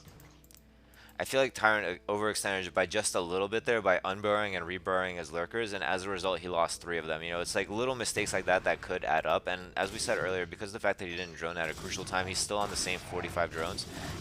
Good eye on catching this expansion. I don't know if he saw it or if he just kind of assumed that it was going to be there. I would love to see him snipe this Nexus. Provo kind of ran towards it. I think that kind of ticked off that it was there. True. So he just sent one Zergling up the ramp to confirm, and yeah, that's going to be a snipe. That's a really good move from him. Absolutely. And we haven't talked about Probo in a while. I mean, looking at his economy, he's at 44 probes. Now, the macro that we saw from last game is actually missing, but at the same time, we see a storm drop. Storm drop? Nice. But, really quick reaction. Well, not quick reaction, but I mean, the reaction was almost good enough from Tyrant there. Yeah, there's three Templar in there. Yeah. Unfortunately, there's not that many drones at this base. Period. So well, drones, period, but still. Yeah, if he kills all of them, it's still not going to be that good. That's only a single drone on that storm. And this is why you see a lot of high-level Zergs. They keep Scourge around even after, all the Stairs are gone or something. And here's the batch of Scourge that he was waiting for. But if you keep 2 Scourge patrolling around each airspace behind bases and stuff like that, you will pick up lucky pickups against Stairless Protoss players.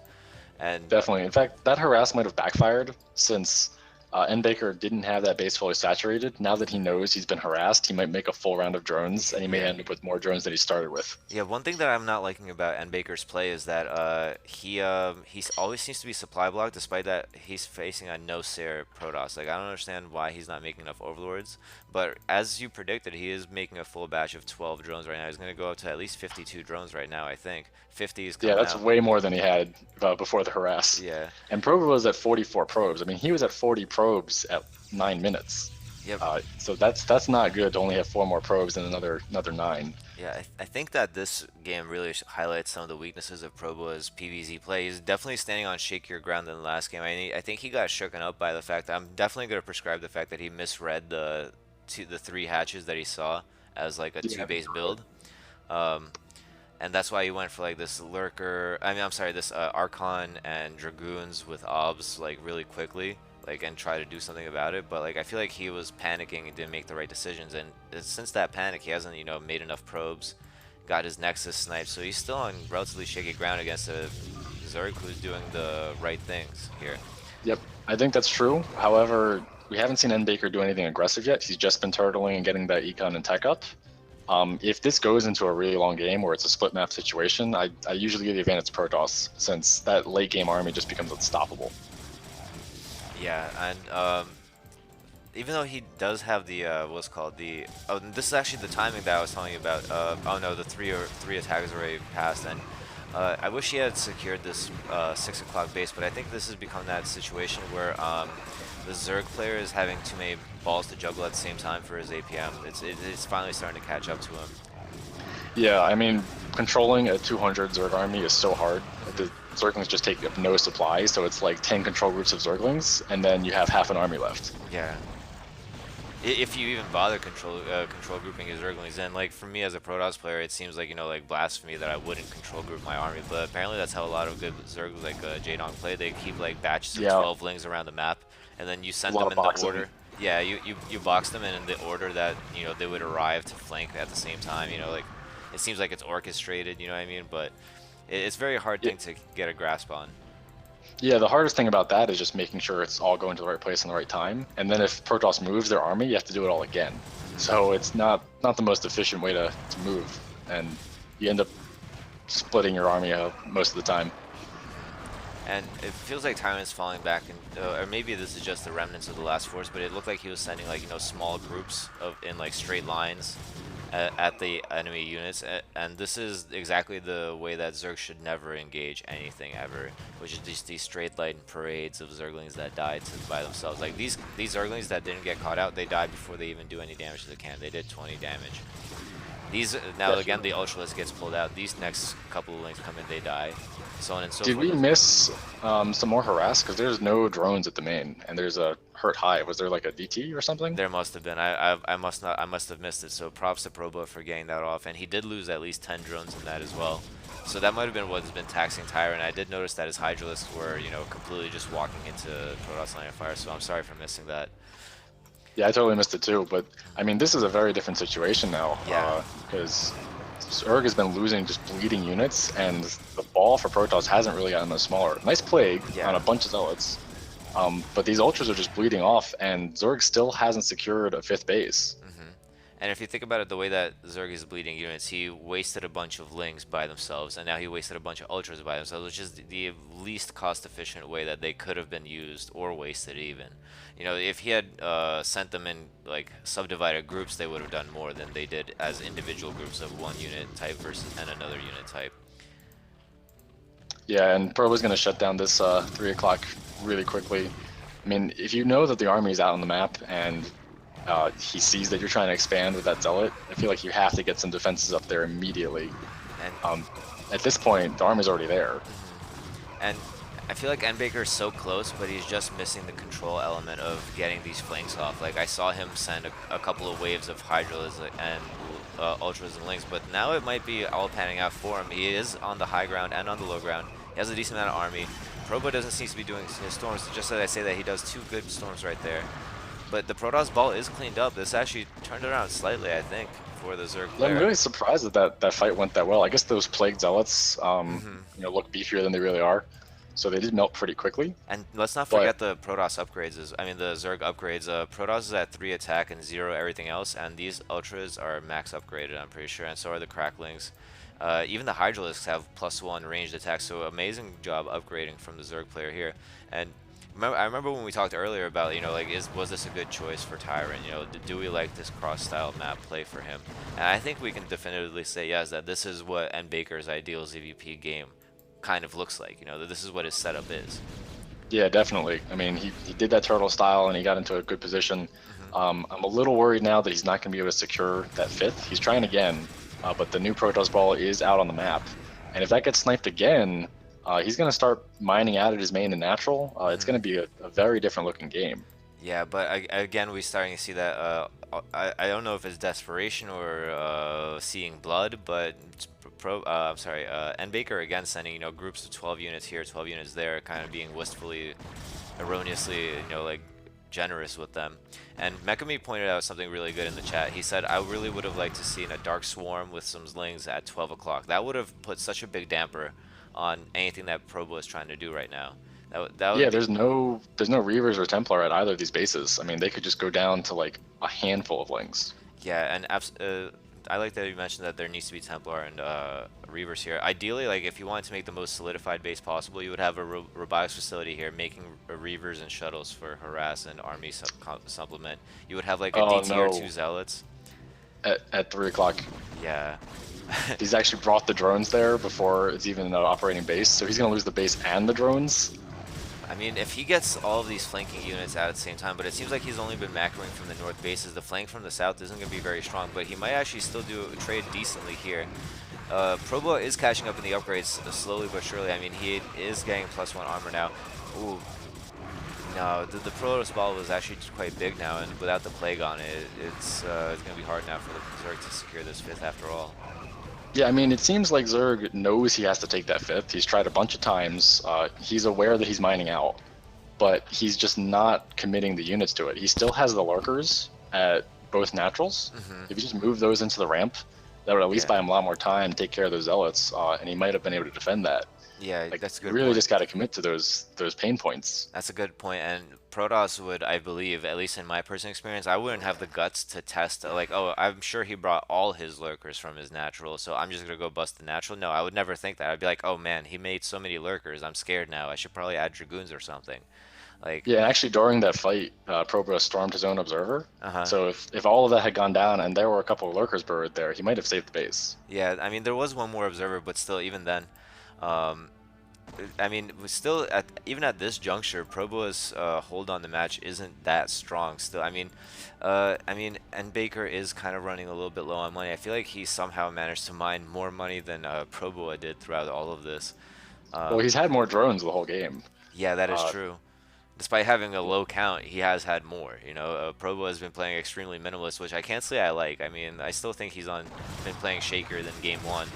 But now this army is looking really, really scary. The amount of Archons, this blue ball that he has is it's scary. You know, it's hard to face this as Zerg, especially with the amount of yeah, Templar exactly. behind it. Yeah, this is the late game army that's super tough to deal with. And once again, N Baker's bleeding units. And this is a situation where he really can't afford to do that because he needs every single thing he can get to secure that 5th, or he's going to mine out completely. I think what it also might be is it might be an issue of fatigue. If we notice that N Baker fell below 100 APM now, like some people who play slower, they just aren't used to having that amount of clicking output. Like the fingers get tired, wrists get tired, and this has been a high intensity game. I mean the adrenaline might be already kind of waning from the first 50 minutes of the matches. So, Absolutely. like Yeah, that first game was taxing as it is. yeah, especially on someone who's, playing against someone who has double the APM you have, I mean, even though Probo is obviously not using it to the full extent, we do see the kind of reaches that he's been doing, like, the DT drop that we unfortunately missed, the Templar drop that sniped a bunch of the Zerglings, and finally we see this Defiler use right here. Please swarm this. Oh my god, amazing. Oh, nice, and he went back for the double. And this one actually Yep. covers the Nexus just in the right way that he can actually snipe this Nexus. And this is the kind of thing that if he did this at both bases at the same time, that would be absolutely crucial. Or if he just did this like 10 minutes earlier when he first had the Defiler mount. I Yeah. mean, this base has been undefended essentially. hmm He's had the tech to take this down the whole game. And I was going to segue into that earlier when I was saying that, Probo has the APM to kind of divert some attention and drop those DTs. Whereas Tyrant, I mean, obviously he knows what it is. Maybe he just remembered in that instance. But if he had been doing that 10 minutes ago when Mekami said to do it, this would have been a completely different game. Yeah, definitely. I mean, that base is essentially like halfway mined, and there's another base on the way for Probola. There's still no 5th. In fact, there's a contingent of Protoss army just camping that spot to make sure he Yeah, can't get it. that's brutal. That's just a slap in the face at this point. And Baker, I mean, he has, I think, all 50 of his drones on that one mineral line at this point. At least that's what it looks like. Yeah, I mean, even though you have 50 drones, if it's only one mineral line, that's basically one base.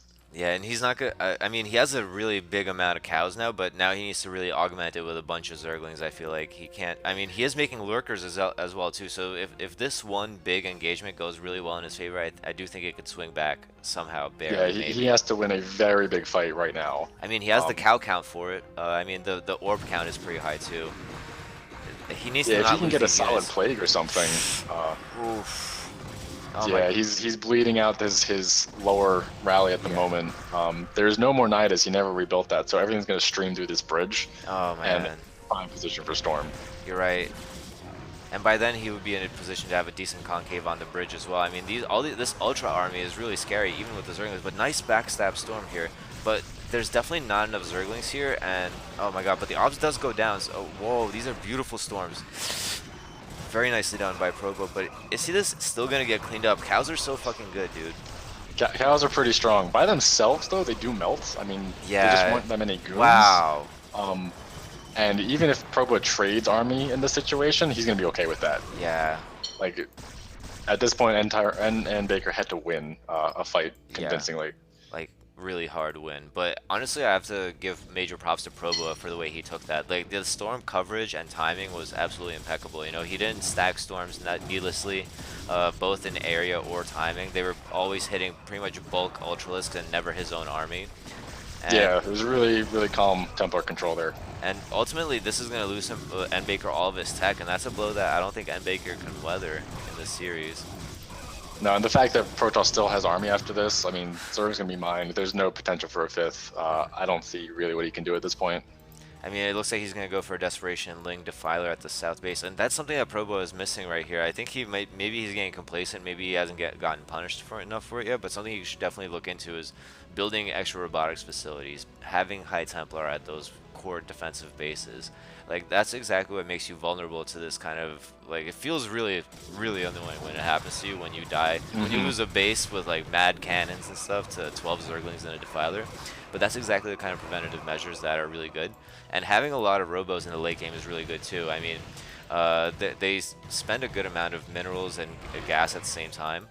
And having a couple of shuttles with Reavers flying around to handle Ultra balls is, you know, priceless. Oh, it's so hard to deal with when there's like 4 Reavers at a base. You just can't break it, essentially. Yeah, and the fact that the Reavers can go mobile with the shuttles as well, they can be used for harass, which isn't as common, but they can also come with the army and supplement it and really just add a big punch. And they can be used for breaking walls, you know, not, I'm sorry, not defiler. When you have like a ring of lurkers and an arc defending a bridge or like behind a natural, the Reavers come in, you just kind of stand outside the range of everything else and just hit those things with scarabs. I mean, Reavers become the all-purpose, like the Swiss Army knife of late game PvZ, I think.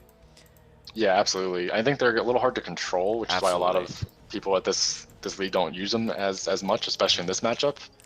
But if you just create that robo at the base and pump a couple, Yeah. they will do so much work keeping your bases alive. Yeah, even just for purely defensive purposes, they're worth getting used to. And kind of like what we're seeing in, oh, this is actually a terrible engage for Proboa, but I don't think it really matters that much. And the storms were decent, and I like the fact Yeah, that the storms came in. I like the fact that Proboa pulled back here. And yeah, I kind of do agree with the decision from N Baker to continue pushing here, but not into the face of this many storms. And the blanket, dude, the blanket is so strong there.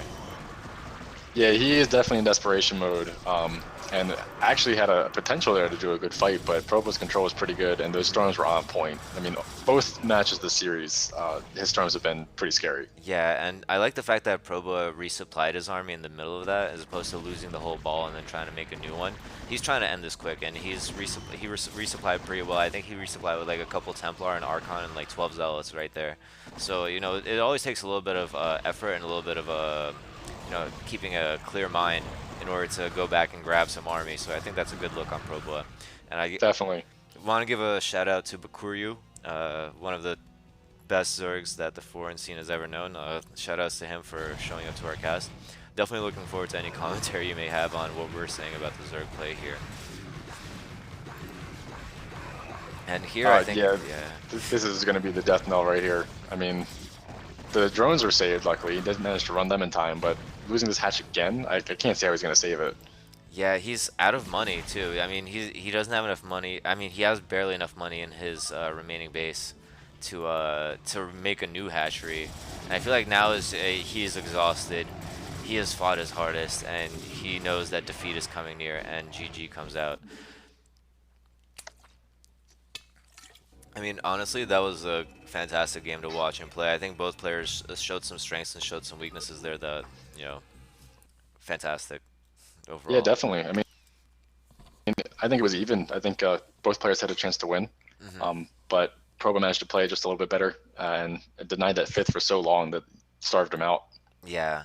Absolutely. I feel like N Baker has like one piece of the puzzle, one element of the equation of like what his ideal ZVP game will look like. And it's again like him not being just quick enough to pull it off. It's again after a certain point, like when he stopped droning a little bit too early. It's just little things that if he fixes up just here and there, like, just a smidge here, a smidge there, and make it a little bit quicker too. I mean, that's easy to say from this perspective, but Right. I'm just trying to say that he's already got like he's going in the right direction. Let's put it that way. Yeah, it looked like his build and his plan up until getting that fourth base hatch started Hmm. was really solid. I Yeah. mean, he wasn't really vulnerable to a lot that Protoss can do. His tech was really fast, and his drone count at that point was pretty good. Hmm. But then he kind of stalled out. I mean, he had the Defiler tech for so long, and he just never used it. That a small group bypassing the Protoss army, shutting down a base, would change that game completely. Hmm. And all right, so in the end, I would have to give N Baker a C plus. It's kind of more of what we saw last game, but we kind of got to see a little bit more of who N Baker is in that game. I feel like, and I like what I'm seeing. I like the fact that as you said, he had a good plan up until a certain point, and it's just going to come down to execution from this point, I think. Yeah, I think I would agree with that. And for Probo, I would have to take a few points off of him. I mean, I can't. I honestly, I had the same exact thing happen to me not too long ago. I'm like, I see the build and it looks like it's a two base build, right? So I did pretty much exactly the same thing. Like I threw down some cannons thinking that it's gonna be a Hydra Bust. And I'm like, Hydra Bust not coming. Must be Lurker. Got like like a lot of obs, a lot of dragoons, and then I realized that I just never scouted his third base because it was incredibly late for some reason. And now all of a sudden he's on four base and I've been, powering on two base and I can't bust him. So I'm like, so I can't judge Proba too heavily on this. It's a mistake that I'm sure he'll remember for a while because he knows what he did. He knows I he was think there. it's a little worse because he had the two probes out scouting. It's just the second probe hung out at six for so long. Yeah, I mean, just like shift click around the map and let it do its work. I think maybe it's because he forgot about Saracen's ultimate golden rule, which is one ling, two ling, three ling, four. Camp Four Gas and Ultra Horde. Like, but I think New Age Protosses forget that that's still a legitimate playstyle, not just the current like six hatch Hydra meta with like low sunken count and just big waves of Hydralisk, which I think is the more popular way to play now with the near third, relatively aggressive mid game army composition. Going into Defilers, it's a different style of play, but I think Proba just did not give any credit to the Saracen Classic. Yeah, I agree. I think the this game in particular would have gone a little better maybe if M Baker tried that style, since Hmm. that wall was, as we were talking about earlier in the game, the wall was a little questionable. Hmm. That gives you the option to be aggressive sooner. You don't have to wait until super late game to actually move out on the map. Yeah, if I had to point out one thing that I was particularly worried about Pro Blues play in general is definitely the walling, something that needs to be worked on and very easy to fix with a little bit of study.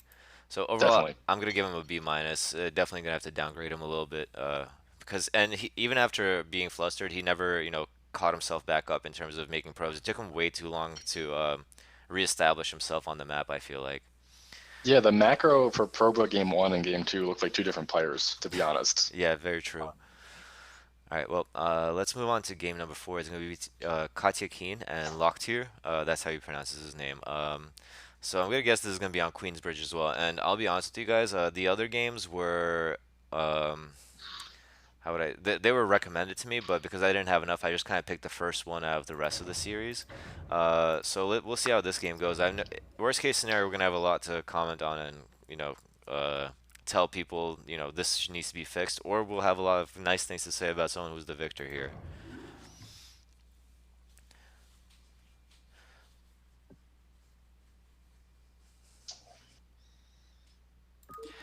So TVZ on this map, I think if I had less little amounts of a clue about what PVT and ZVP would be like on this map, I think I have even less about TVZ. It feels like the bridges and the high grounds become effective once again because of the way that lurkers and bio interact. I feel like mech might be stronger as well because of again the high grounds and the fact that there's lots of paths for vultures to go around, mine up, and kind of control spaces of the map. What do you think? Yeah, I think that's true. The only problem is there's not a real way to control one route to your base since you can go around so many different ways. Hmm. It's tough because mech really wants to just spearhead through where they know Zerg has to go. But if you do manage to get a closer position, and threaten the base of Zerg, that's really good for mech. And I find that it's really hard to have sort of overlord placement around the map that sort of keys you in on where the Terran is moving around. yeah, On certain maps, like fighting Circuit spirit, Breaker, for instance, or Fighting Spirit, there's really good places destination. for you to see them move out. Yeah. But on here, everything's pretty snipeable. Yeah, and this one, the one place that I do see is, let's say at Locktier's base, behind this little doodad and under this little egg, that little diamond is really far down. Like you can barely see anything leaving from that angle. So definitely a lot less vision than Zergs might be comfortable with. Yeah, the one spot at the natural is decent.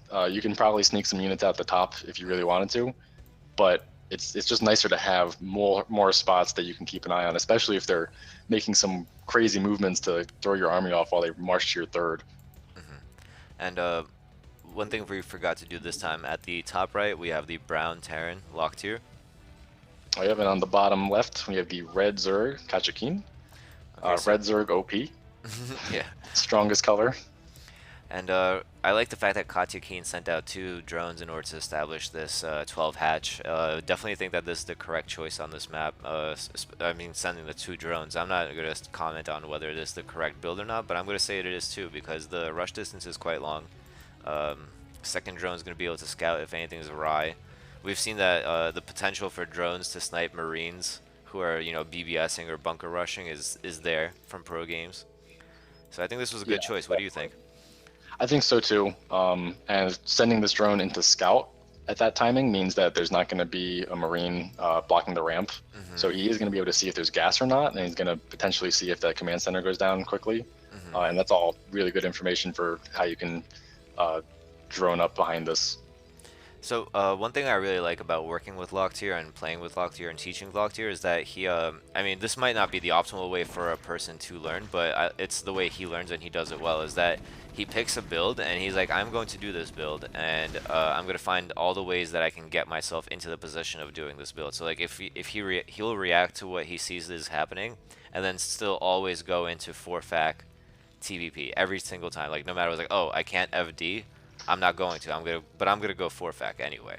So in this Hmm case, I think the more productive criticism would be like, let's see what Locktier is going for, and see what he can do. It. I mean, this is pretty much what we've been doing. But like, if let's look at the build that he decides on doing, and see how well he performs it. So I will say he's a little supply blocked here, Yeah, and this is the super dangerous time yeah. since he does have the SCV scout at the base, so he's at least aware of things. But if that SCV was seeing a ton of lings, so what's he gonna do? He's got to pull so many SCVs. So I think that's a place where you can really button things up, and that'll save you some games, especially on ladder where people just want to do a quick ling attack. Yeah, and it's clear that Locktier is struggling a little bit with the multitask element of this game. Switching the vision between the SCV and then back to the base to build a depot, switching to SCV. Because he was microing the SCV and keeping it alive, didn't build the depot on time. Not microing building the depot, not microing the SCV. So it is hard to jump back and forth really quick. And I really do suggest the multitask trainer map. I mean, maybe it was just me, but it helped me a lot just to get into the mentality of like must check probe, go back to base. Must check probe, go back to base. Must check probe. You have to program yourself to think that way. Like, what's next? What's next? What's next? Yeah, totally. I think what helps me the most is just playing really strong players who go for that aggression. Mhm. So if you have a player who's at the level that it's essentially a perfect macro game up until like the 4 minutes, Mhm. and you get them to do some aggressive build on you and you just die to it, Yeah. that reinforces, oh, I really need that supply depot in time because otherwise I'm going to die. Mhm. And Yeah. these are Marines out here. There's only 4 Marines at 440. He doesn't know if there's Zerglings. There's no buildings. There's no SCVs in front. They could just die immediately. This Oh, is a pretty dangerous position. oh yeah, he's risking it. And Katsuki in the meantime going for a Hydralisk Den here. I I don't think that this is the wrong choice on this map. As we mentioned earlier, there are some terrain features that might make lurkers particularly troublesome for Terran, especially considering the fact that he denied the scout as well. Um, there's Yeah, no Lurker comsat First is station. really nice. I'm sorry. Um, I think Lurker First is a good choice. I know Kacha is in Europe and Hmm. occasionally has some latency issues. So going mute is pretty scary Yeah. because if one little lag spike and you can just lose everything. Hmm. But certainly abusing those bridges and just it's a better build I think versus this 5 rack style because it does let you secure a third a little easier. Yeah, and speaking of the 5 rack style, I think we should note that the Comsat station was a little bit late. Something that you don't really want to cut out of your build that early. I mean, he did get the +1, he did get the stim, but I would rather start my comp stat almost before getting stim. Maybe I'm wrong on this, but I need to know what my opponent is doing, especially if I didn't keep my SCV alive, you know? Or at least I would send another SCV to count the Zerglings, you know, something like that. Yeah, I don't know the exact timings, but you definitely want to have some scans so you know which layer tech is coming. Lurker tech is almost done. He has those scanners up for a little bit and he hasn't used them yet, so he's still blind. There's the first scan. Now, Kaja did a really good move to put this Hydra Den way out of the way, so it's possible that he missed that. But I don't see any turrets going down, so he's not just sort of defaulting to Mutus, or maybe he did see it. And I like the Wow, okay, so I just want to add that Curiosity commented on the chat. He said that you want to delay comp set as much as possible, which I think is really interesting. I mean, maybe that in general applies, but I don't see how that could apply in this case when Terran was playing with pretty much no information. Yeah, I think if you have a tight enough build that the resources need to be spent, it makes sense, but you definitely need it in time to see the layer tech in time to react.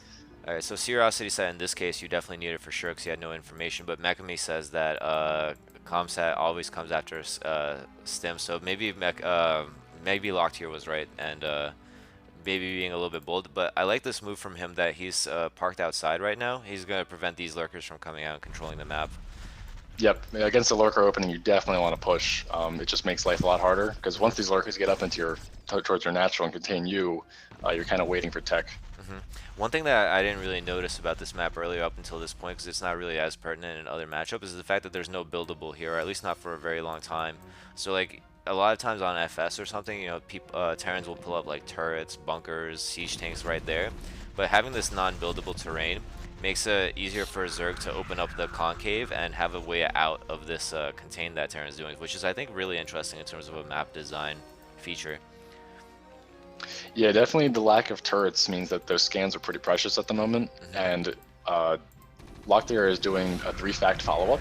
Yeah. So that means he's not going to have any science special out for a long time.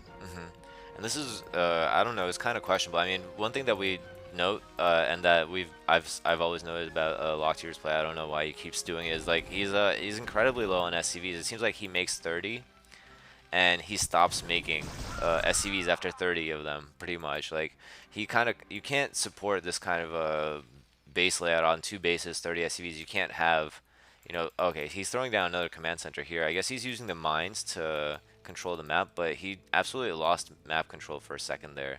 And yeah, he's lost vision of Zerg army. I mean, Zerg army's going all the way up here. He's just out in the middle of the map trying to contain an army that is free. It's already gone, yeah. Yeah, this is what I mean by this map being kind of hard to control pathways, because there's just so many of them. Yeah, absolutely. And it looks like it's going to be a base race here. I mean, I suspect that we're going to see some lifted buildings this time because there are no lurkers. I mean, there are 2 morphing in. They could get picked off before they burrow, and at the same time, Katya Keen, it's going to come down to a control battle here. Nice control from Katya, burrowing that before he decides to engage himself. He wants to make sure that he's as safe as possible. Locked here at the other side is going to get completely blindsided by this, I think. I mean, he has to know, like, there's nothing at the natural. The second he moved in there, he had to know that the Zerg army was well away. He's lost control of his ramp, but he's still got plenty of Marines in the natural of Katya. I don't know exactly what's going to happen here, although Katya's sending a bunch of Zerglings back. One more reinforcement round. The medics are way far away from the Marines at the moment. You know what's interesting about the way that these barracks are standing is that they actually help body block these lurkers from walking anywhere where there's not about minefields. So, panning back here, the Zerg player is losing pretty much everything, and the lurkers and lings are in this base, and there's mines everywhere. Command center is floating over, but there is a spouting overlord here. This game's going crazy right now. Yeah, this is a nuts base race situation. Oh, one lurker goes down just running into position. Oh my god, the absence of scan. Yeah, he doesn't have any scan at all, does he? He has one coming up in a second. One coming up. Oh, use it smartly, please. Oh yeah, I like the fact that he pulled back here. He doesn't have enough to fight against 2 lurkers. Yeah, this is a rough situation. I mean, the tech managed to stay alive, so Kaja can keep making Zerglings, but he's got no drones. The army here is trying to take out the Hydra Den, but it looks like it's just focusing that and ignoring the lurkers. Is it going to go down? It's got Oh my, 48 health. There's only 2 Marines left. oh my God. But there's so many medics here. Honestly, against even again, it would have to be a committal by the Zerg to do something about it. And there are Oh, drones being and made here.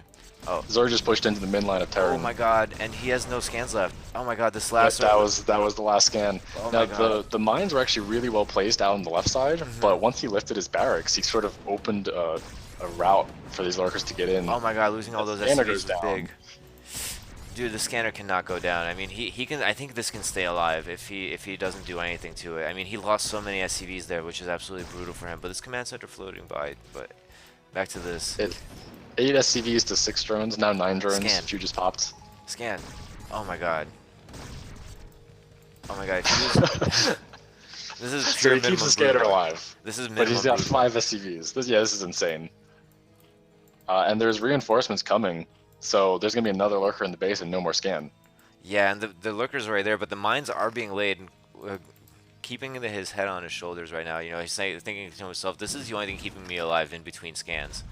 And If he whoa, if clears these that with Zerglings, true, true, okay, managed to snipe one. So now Locktier has another thing to worry about is the fact that Zerglings are gonna come up here and try to snipe my mines. oh, he's Ooh, trying to focus on that lurker, but doesn't have enough DPS there, and everything's going down. There is one mine there. I don't know if that's gonna get a money shot. I think Kaja might have seen it get placed since he's moving his lurker over to the side of these barracks. But neither player has econ. Kaja actually has been joining pretty heavy behind this, but they're yeah. still pretty crippled. Yeah, no, it's a good idea from Katya Keen here. I mean, he knows how much damage. Well, they know how much damage that they did to Locktier's economy. I feel like he is going to secure the win now. He knows that Locktier can't produce a sizable force anytime soon. And one thing that Curiosity pointed out that's very interesting, in case anyone didn't get a chance to read it, is that in certain cases it's actually easier to kill the comsat and then make a new one when you're completely out of energy. It'll actually be faster, but I don't think Locktier has the amount of resources or mining to afford that right now. He's barely being able to stay alive with spending all the money he already has. I do want to point out there's 2 Marines just marooned in Zerg's base. I think both players have sort of forgot about them. Yeah, They where'd could the medics potentially go? kill some drones. Yeah, and also another thing to know is that bottom right, this command center has SCVs being produced out of it. So managed to sneak in a little bit here. And there's actually 3 command centers. I just realized that one of them is still floating idly up here. So honestly, I'm a little bit worried though too that this factory is going to burn down, which is something that I don't think he can afford to lose. But all right, so let's think about this conception, right? What would you do in this case if you were Terran in this situation? Yeah, I think stabilizing. He's already decided he's going to sneak that bottom right base. Hmm. So I think that's the game plan at the moment. If I was in this situation, just got to produce enough tanks and Marines Hmm. to survive a next push. And potentially land that third command center somewhere, but you're not going to be out on the map for a while, so I'm not sure what you're going to do with that. Yeah. Yeah, if you can push down to your natural again and control that choke instead of being stuck on your ramp, I think you'd be in a much better position. Yeah, that's definitely true. And I feel like if he just brought this command center back from floating out here, um, he wouldn't have to make a whole entire new one, you know. And by the time he had enough army to push down into there, that command center would arrive. I feel like Vessel is something that he desperately needs right now, in order to be able to clear, you know, which is going to be likely an increasingly growing amount of lurkers. And Like Hive, off 15 SCV and no starport, Vessel's a long way away, you know? yeah, that's true. I think But he's I going to mean, have to survive on turret for a while. yeah, but he has the gas for it, you know. So like it's not going to be incredibly mineral intensive. I mean, obviously, like as we said, he's kind of broke right now, but his economy is going to start rolling. I feel like he needs to start Starport at sooner rather than later. It does look like a drop is being prepared at the 12 o'clock. There's Hmm. 2 in those overlords, and they do have speed. Yeah, I see that now. And there's a bunch of them. So just in case there are turrets or marines or something like that, apparently he's, you know, preparing himself for all outcomes. I hope he sends these overlords with himself to body block for them. Command center is flying back now. Locktier using those time hacks again. You may actually see the drop with his command center. Yeah. Looks like it's going to go just before he gets in sight range, but he's seeing these lurkers going. Is it going to see it? The command center is flying right there. And sometimes all you need to do is hear the sounds. But if he runs away with his command center, oh my god. Oh, it's because the Hydralisks are here, and he did see some Overlords. He should be getting suspicious in general of why there's such a big army of Zerg up here. If he connects the dots here, I think he might be able to prepare something. But And if you look at the mines that are still in his base, they're all sort of to prevent something coming from the ramp mhm. going around his production buildings. But he's got one turret or two turrets, sorry, three turrets by the command center. And that's all he's really got to Yeah, defend the Locktier drop didn't. position. Yeah, Locktier didn't piece all the little scraps of information, and obviously hindsight's 2020 from an observer standpoint. But he's sending his Marines out to try to battle with these lurkers, and that's exactly what's gonna doom him, I think, in this situation. I mean, turrets are there, which is nice, but his whole army is out of place. No mines. Yeah, his army's out of place. That was a precious scan. These turrets are going to go down really quickly. Hmm. And then once they're down, he's going to have one scan to deal with 6 or 7 lurkers.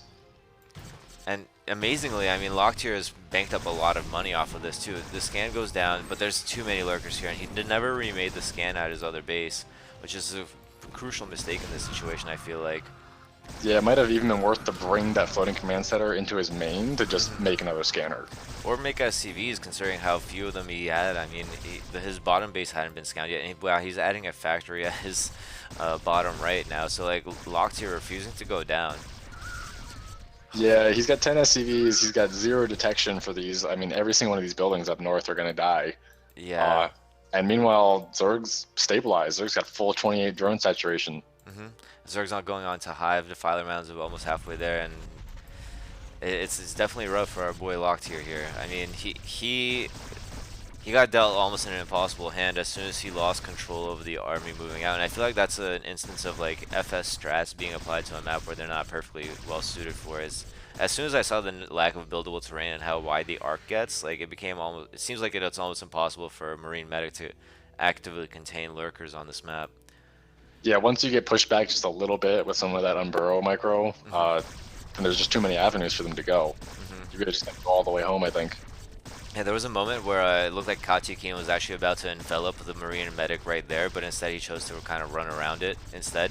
And I think Locktier might have retreated for a second, then came back, and like that's in that little lapse, that's when Kachikin had managed to circumvent his army, and that was enough Hmm. to pretty much spell doom to his main base. I mean, Locktier did the best he could in order to contain the damage, but not sniping this Hydralisk as someone messaged chat earlier was a big loss on his part, I think.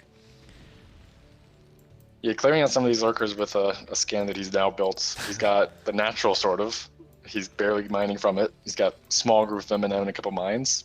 And importantly, he But has two scanners now. he does have 2 scanners. But it looks like Zorgi's going to have a swarm up in his face real soon. I mean, some progressive mines like those could do some damage. I mean, those two lurkers just ate direct mine damage right there. If if he had more mines across more of the map, he could maybe hold for just long enough to do something about it. That wouldn't be instant death. You know, like that's the most I could give him, afford him right now. Yeah, if he gets some lucky mine hits, maybe Kacha controls really badly in the first Hmm. fight here, and Oh, buys him some time, maybe he'll be able to come back. But he's in such a deficit at the moment. yeah, one thing He's that we're trying to desperately build turrets for detection and stop this drop. Yeah, one thing I forgot about that is the fact that Katya does have speed on the Overlord, so there's no way that the mines should be able to surprise him at any point. But the turret is going to come up just in time, it looks like. Is the reaction from the Marines going to be on time? And is the SCV pull going to be on time as well? The two crucial elements in this, I feel. No reaction yet. Oh, the Marines stim.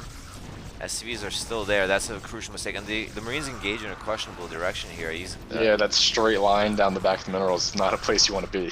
And that's a game apparently. um, so yeah, wow, that was another really interesting game, despite the fact that it was randomly chosen. This is I'm kind of interested to see what other kind of crazy games I've been missing in this league. These like jungle scrappy games where the base trades all the time and stuff. That was amazing. All right, so let's cut it down. So I want to talk about Katya Keen first because I feel like yeah. So Katya Keen, definitely really like the idea of running around the Terran army, preventing the contain. Like it seemed like he saw the opening and he took it, which was great. And he did a lot of pushing into the Terran's base. I mean, as soon as he got up the ramp, he was kind of faced with like a really uncomfortable situation where like who the hell goes three factory vulture off of 30 SCVs? He's like, oh shit, what? And the fact that the barracks were placed in such a way that he couldn't really circumvent it, I feel like he did the most with what he got in that situation. Yeah, I think he really grabbed the opportunities really well. Hmm. Like he had that sort of bio contain in his front, but the second he pushed it back a little bit, he set up for the run by. Hmm. He saw that wall of mines and production buildings, but the second those barracks were lifted, he ran into the min line. Hmm. Um, and then he transitioned to drop really quickly. That was sort of the nail in the coffin, just dropping and killing that last scanner. Hmm. I think just really opportunist play. Yeah, and one thing that I also liked, but it didn't pan out exactly as it might have in a different, I guess, alternate universe, was the fact that he reacted first to the fact that he was going to get rushed by Marine Medic, burrowed the lurkers first, and did the maximum amount of damage that he could to the Marine Medic army that was knocking at his door. And that's what I think in the end, managed allowed him to save enough drones, or save his base from and leave only two Marines. Didn't lose the Hydra Den. It was the fact that the quick reaction with the two lurkers and the natural is really what kept him in the game when he probably could have lost all his buildings while Terran floated. Definitely, yeah. If that Terran army was a couple more Marines at the end there, it would have just thrown. It would have killed everything that they threw at it and Hmm. wiped the base off the map. Absolutely, I find it hard to fault much about Katya Keen's play of that game, even though it turned out to be so close. I think it was more of a confluence of factors than it was any failing on Katya Keen's part, to be honest with you. And can you think of anything that was like really out there wrong about Katya's play? Yeah, it's sort of a hard thing to deal with there, right? Hmm. I think the reaction to lurkers was good. Maybe even better is just recognize that there's too much here to fight it and just retreat up to the ramp. Because if those two lurkers were on top of the ramp, Yo, he you're would have right. taken the natural, and that's it. Great thought there. Yeah, with that in mind, you're absolutely right. But I mean, the lurkers finished just in time too, so It it was was really it close. was Yep. really tight timing. I mean, I'm just kind of straddling the fence on whether to give Katyukin the A minus because he just had played a very well thought out game overall. I mean, he didn't overcommit at most of the situations. Did, Maybe the lack of scouting on the bottom right base. yeah, Since they got yeah, speed that's gonna bump him overlords. down. Yeah, you don't get an A for that. You're right. I'll give him a B plus. He deserves it, I think. And for Locktier, I mean Locktier, I feel like he had some sort of idea of something to do, but like the mechanics kept failing. It feels like he is one of those people that really does look like single track mind, like I'm going to do this now. Now I'm going to do this. There's no sense of like symphony harmony between all the elements, all the gears turning at the same time. It's like he really focuses on one screen for too long. Needs to shift his attention more. Yeah, I think the sneaky base was sort of a questionable decision, Hmm. and then the fact that he didn't prioritize scans when he knows that it's a gritty lurker game really cost him. Yeah. So I mean that's definitely off the beaten path, but uh, I think Kacha was more aware of the moves he needed to make to win the game than Locktier was. Yeah, definitely. It's again going to be hard for me. I'm deciding between I mean, just for the fighting spirit alone, I'm gonna bump him from a D to like a C minus. I mean, like the fact that he stayed in the game for so long and managed to find these like scrappy little ways to try to stay in it. Because I probably would have given up like way long ago when there's lurkers in my base and I failed to kill the Hydra Den. But he found a way Yeah, and to. he almost stabilized after that first little base race. Like the Mhm. drop was really well timed. Yeah, and it was a great idea by Katya. It was more of a boon to it was a kudos to Katya, not a Locktier you messed up, I think. Yeah, I would agree. So I'd give Locktier a C minus, and I mean I'll be a little bit generous here, maybe a little bit of favoritism, but I'll give my boy a C minus. Now we got the last game coming up. It's Laser Snipe versus Evil Eye, and honestly I'm pretty excited for this game. I mean this is actually I'm Yeah, pretty. full disclosure, I have seen this game. Oh, We you do have? review a lot of the games after the CPL League with the team, Fair. but this is a good one Fair. for Okay, sure. okay, that's good to hear then. I'm sure we can be objective about this, and you can pretend that you haven't seen it yet. So, um, one thing that I find that's interesting, before even going into this, is that well, until I saw N Baker's games, I'm pretty sure that these two players have the lowest APM in the league. I think that's true. Yep. Yeah. So, one thing that I was talking about to Evil Eye before the match is, and I'm gonna make it like clear here. I'm like, yeah, Laser Snipe, he's pretty solid fundamentals, smart player. I mean, so what you need to do is you need to just out multitask him. He's a slow player. He's like Evil Eye's like, yeah, I'm gonna use my 300 APM to do that. I mean, I'm gonna make sure to split my probes everywhere and like send one zealot to each base and micro to snipe probes and stuff with my 300 APM. So it kind of it changes the game a little bit in my opinion when both players are playing at kind of the same pace. Makes prioritization of action and reaction really important. Yeah, it definitely does. And I know like APM isn't everything. Like you have a bunch of players that are 200 plus APM and aren't really using it. Hmm. But if you only have like 90 APM, there's sort of a limit on how far that thinking goes. Yeah. So they're both definitely. I think for the first half of the game, they essentially have even APMs. It's really a thing to say. And the thing is too, like for these players to get as far as they did with that kind of APM is saying something. I mean, they're already proficient at their craft of squeezing the most that they can get out of their APM, especially with Evil Eye getting up to C minus C ranges with 100 APM. That's mind-boggling to me. And already we see some GM probably happened earlier. Say they heh thanks, no problem. Um, It's like, how do they have the APM to type? yeah, right. No, they probably one of them is probably hacked. I think they probably just edited it in later. And so at the top right, we have the orange Protoss Evil Eye. And the bottom left, the brown Protoss laser snipe. Brown and orange isn't too bad. So I noticed that Evil Eye is really tricksy. He's doing the GM rush, where Oh, that's right. instead of saying the from rush, he's actually thanks a lot, man. Thank you so much for playing me. You're a really good dude. You force the other. I mean, it's kind of funny because they're both gambling with pennies, like limited resources as it is. So like any action that they spend in order to type something in is already making a big sacrifice. But by opening with the GM, you kind of force it out of the other person because if they don't respond, then that's BM. So I'm really liking this mental game being played by Evil Eye here. Yeah, see, when you don't have the APM, you got to win in different ways. So they're both coming at every angle they can here. Hmm. No, it really just highlights, like, did you hear about the story about why chat is banned in Kespa leagues?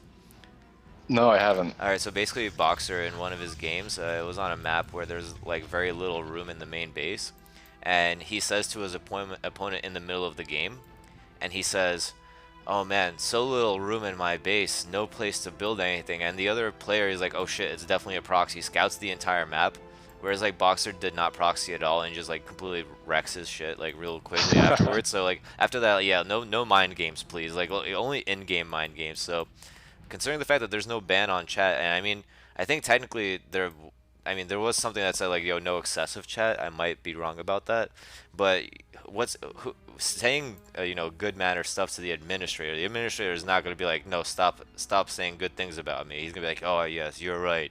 Yes, I'm good. You know, so Yeah, advanced strategically. mind for sure. And we see the advantage already. The gas has started just a little bit earlier for Evil Eye than Laser Snipe, Hmm. even though they're doing identical builds.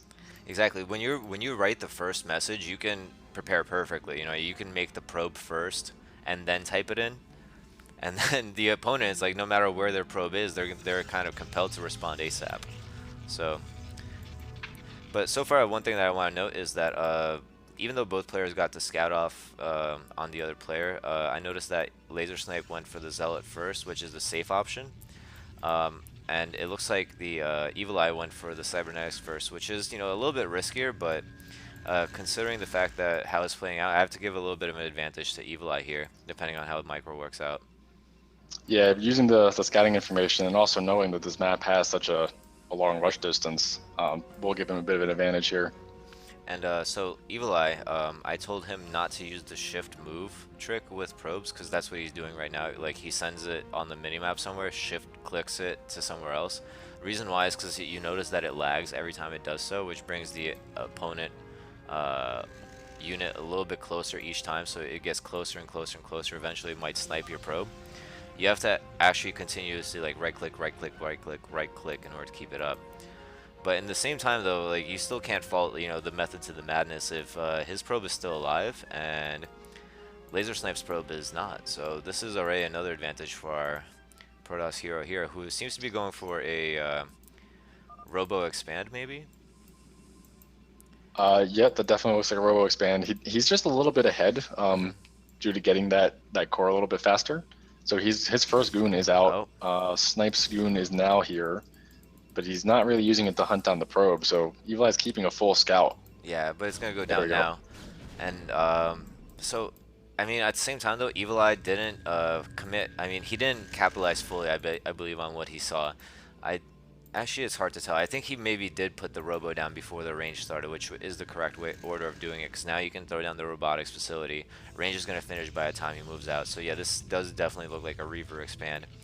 Meanwhile, from Laser Snipe, he's going gate robo gate. No, gate robo. AK Um, Robo, yep. yeah, so this is I mean he got less scouting information. He doesn't know what's coming. This might be a little bit, this is more units intensive, less information intensive. So he's like, I don't want to die to any all in immediately, but I'm gonna have to sacrifice gaining knowledge as soon as possible. So And did he miss a pylon? Yes, he did.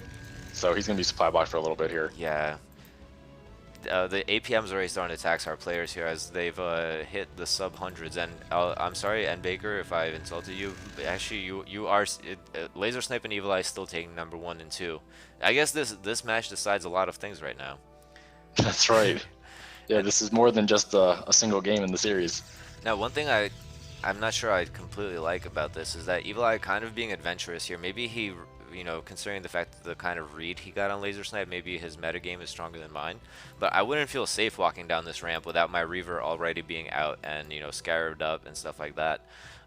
It's when you're getting caught unsuspected, that's when you have the greatest potential for losing your Reaver and losing your Nexus in that case. Yeah, totally. I think it might be in another situation where he's playing to his APM. Hmm. So he just knows that by the time he's ready and has his units in position, that Reaper will basically be done. Hmm. Because he really didn't have much time when he was established below that ramp and the Reaver wasn't there. Yeah. I mean, ultimately, the worst thing that could have happened to him, though, I think about now that I think about it, is the fact that Laser Snipe followed up with like three quick gates and went for like some super all-in Dragoon heavy composition. And he did send a scouting probe, and it did get picked off though, so he might be still a little bit scared about that. And he did get an observer behind the Reaver without getting a shuttle first, and he's getting a second Reaver as well. So he's still playing safe, which I really like to see from Evil Eye.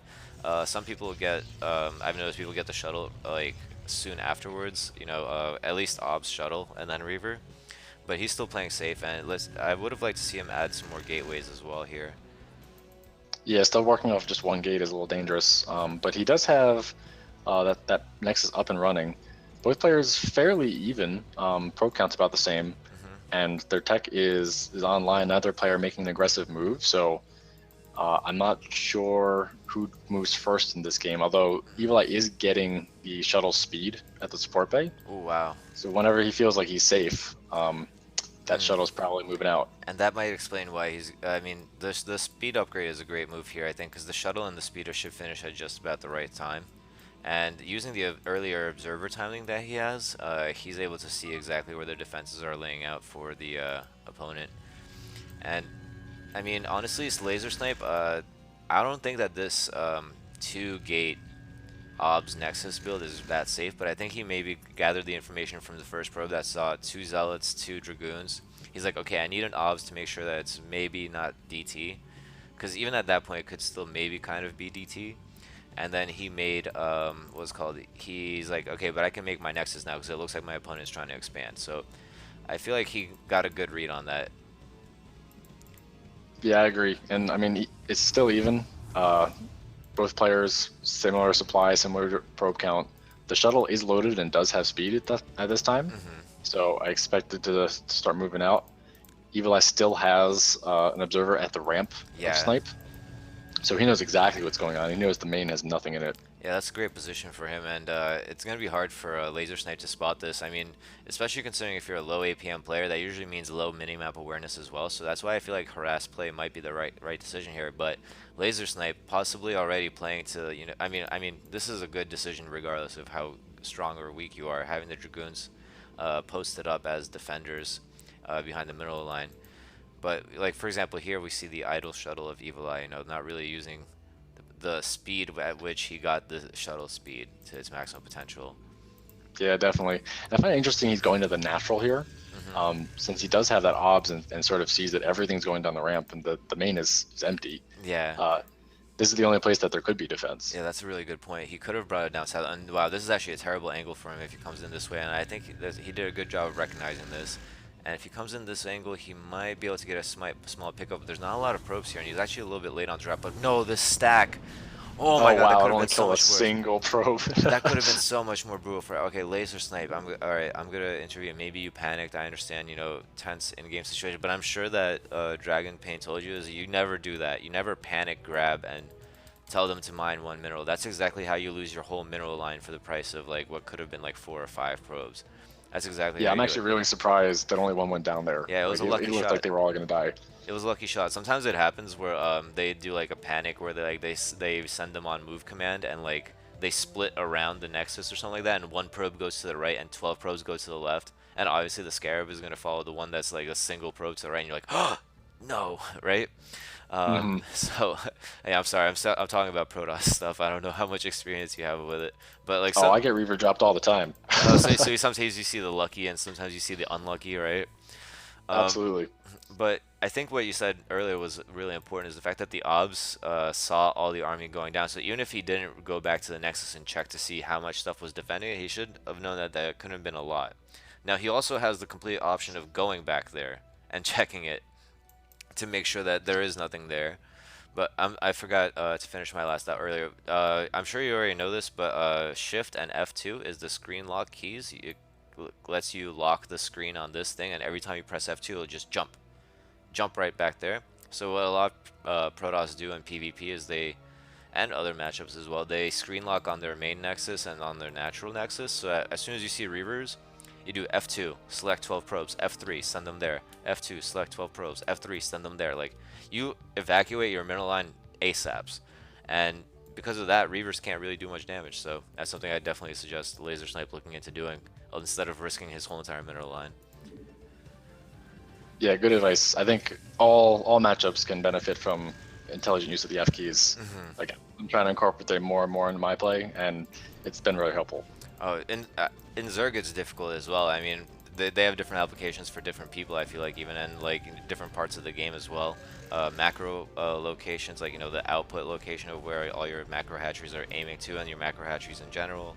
And it's complicated, and for different races, there are different applications. So you're definitely correct. And one thing I'm noticing here is that Evil Eye is broadening his choke here. I'm not sure if that is entirely I don't really understand the point of that, 'cause I feel like he's nice and comfy behind his choke here. Yeah, it's almost seems like he just wants to be able to move a lot of units out at once, Yeah, but I don't true. think it was really that small to prevent that. Um, yeah, I'm not really sure what the thinking was behind the decision. And the obs get sniped in the in the main base of Laser Snipe. He does see that eventually with the next obs are coming out. Maybe it was just a fortuitous combination, but here comes that golden moment where I think you said it's 98 APM versus 98. Excuse me, 90. Pardon me, 98 APM. 42 probes versus 43 probes. Yeah, it's like a really even matchup. Yeah. Snipe did deny that third for a little bit longer. He knows that the drop is there as well, so he knows he's a little safe from the harass. So that's a nice little move from him. But not seeing too many moves aside from that one shuttle out on the map. Everyone's just sort of content to mass up at the natural for now. Yeah, and it seems like both players are, they throw down a pylon, they max out, and then they wait for a little bit, and then they throw down a pylon, and they max out. I mean, we see Laser Snipe on his next macro round already going up to 1,000 minerals, probably thinking of getting a third base. Might also have noticed that he's being blocked on both sides of it, or at least one side of it. Now we have Evil Eye climbing the macro ladder. And Yeah, I think once you get past this 40-something probe mark, you really have to step up the production to the next speed of things, next rhythm. yeah, so you can transfer. Otherwise, you're gonna hit this. Yeah. And also, one thing that is really maddening about this whole situation is that Evil Eye keeps, checking the natural with his shuttle to be like, hey, maybe something's changed about the fact, despite the fact that he's done nothing to change it. You know what I mean? He's never tried to scare the Dragoons into coming to the aid of the front. He's never forced Laser Snipe to move those Dragoons away, so why would he move them out of this location? And more importantly, he's risking it. Like, oh, like with maneuvers like that, he ate some damage, almost ate into the main health of the shuttle there. Having an obs behind there, and exactly what Laser Snipe does with the time hacks, putting an obs there pretty much nullifies that, even with speed and this amount of Dragoons, almost impossible. And the reason, I'm sorry, I'm going to rant on a little bit more because it's PvP. It's even more maddening is the fact that even earlier you mentioned there's no defense in the main. Like, it's maddening both from the laser sniper perspective, like how are you not defending your main against a speed shuttle, and maddening from the evil eye side, is like how are you not trying to find this other entrance into this guy's base? Yeah, and he has a speed shuttle. Like he can Yeah. go from above the natural all the way around in a safe arc into the main in no time. And you have to stop and think about how much he potentially lost in getting speed so early, but doing no damage with it. It's he could have had another gateway and had more army at this point. Could have maybe somehow gotten a nexus earlier off of it instead of trying to spend his precious APM on pushing. I'm starting to think that this game is rigged. It looks like it was rigged, honestly. Yeah, they planned it. Yeah, I mean, they're both playing at sub 100 just on the barrier, you know what I mean? Like, on purpose. They're both playing at the same amount. Like, I'm pretty sure they were sitting on voice saying, oh, yo, how much supply are you at? 144 out of 171. How about you? 145 out of 170. They're like, oh, okay, good. They're just using the same trainer program that yells at them if they go above 100 APM. Yeah, true. It just yells at them. They probably practiced this for a while. You know that there's a map where that like automatically nukes you when you get to a certain level. And wow, that was a that was actually a really interesting play here, using the DT and the Reavers. But I like the decision here to pick off the DT. But yeah, the Nexus didn't go down. I mean, it got hurt a little bit, but it wasn't nearly as much as it could have been or should have been maybe. But at the same Yeah, time, it's pretty ballsy move to commit the Reavers like that. I almost would have preferred to see what's called maybe instead of just a DT coming there, I would send like a Dragoon or two as well to snipe the obs real quick, and with the observer as well, because he has one posted up on the high ground here, which is a good spot for it. But if you're gonna go for a move like that, go in there, snipe the obs, and use the shuttle in rear. I mean, you're already going for ballsy, so maybe I'm asking for again a little bit too much in hindsight, but it should be noted that Evil Eye got his third up a little bit earlier, so maybe their APM trainer program is going off a little bit, because he is also at 102 APM. It's that 3 extra APM exactly. It's It starting seems to like add he's up. been a little bit ahead the whole game. I mean, if we look at upgrades, he's got his Forge +1 on the way. He had the Robotech out a little faster. He had his Natural out a little bit faster. So he's just one tiny step ahead, but it is a very even game. Yeah, if you look at the Templar count and the Templar energies, he's also like 20, 30 energy ahead there, which is like, very minimal, but again, like you said, very little. And the Templar archives, the energy upgrade is almost finished up for him as well, which is really good timing for him as he was just nearing that 200, 200. I don't see that same upgrade from Laser Snipe, so this could be a deciding moment actually in a coming battle, because if one extra storm per Templar, this could be a big thing. Yeah, definitely. Although if Laser gets onto this base before Evil Eye's army knows about it and reacts, and it goes down, that's going to be a great win for him. Yeah, Laser Snipe just completely circumvents the observer that's on the high ground and goes down the low ground, which is another, we were talking about how many layers this map has and how many different paths. This is another way that that's abused. But this obs is going to see this army moving. Let's see how quick the reaction is from Evil Eye. It seems a little bit Yeah, he delayed. almost circumvents it completely. Just those few units going below it, it's going to key Evil Eye into the troop movement. Oh, but he still hasn't reacted fully. I mean, I think he probably thought it was just an idle unit or something, and now he's going to come react. The speed shuttle is going to be actually really helpful here, I think. He might be able to hold off for a little bit. But the fact that Dragoons are coming up first and they're going to get pylon blocked here is going to be huge. Yeah, Reavers react. the Reavers are dropped. They're going to get some really nice shots on the Zealots here. But some Reavers Reaver. from Snipe himself. Reaver. Oh my god, that was a massive shot on him. Oh, nice pickup, but it's still going to kill the pros. That was a terrible place for him to drop his Reaver. I mean, he didn't have much choice at that point, but...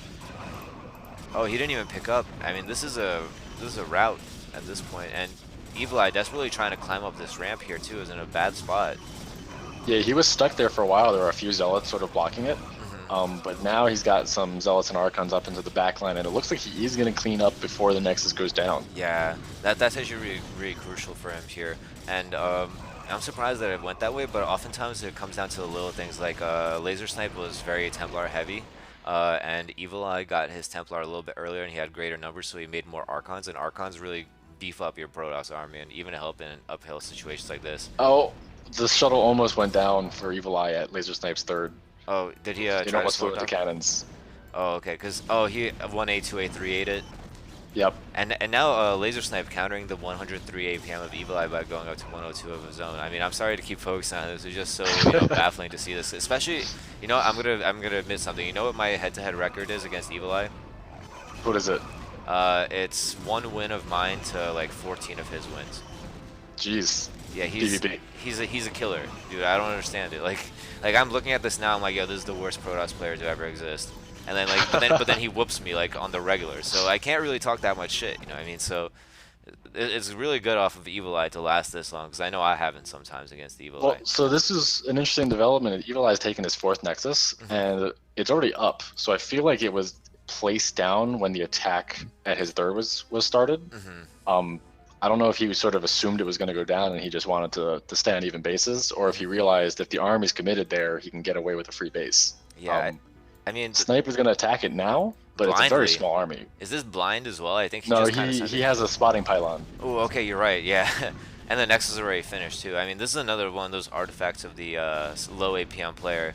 I mean, it's almost boiling down to being kind of like a slobber knocker. You know, I mean, both players are playing with slow reaction times and very low information. So it's becoming like, yo, I'm gonna send my army here. What do you do? It's kind of like a checkers match, you know? Yeah, it's almost turn-based. Yeah, exactly. That's exactly what it is now that I think about it. Yeah, and unfortunately, Snipe did not target the Nexus. I mean, that Yeah. pylon took almost 600 health worth of damage, Yeah, and good the read. Nexus survives with 400. Yeah, that's very true. That's killer.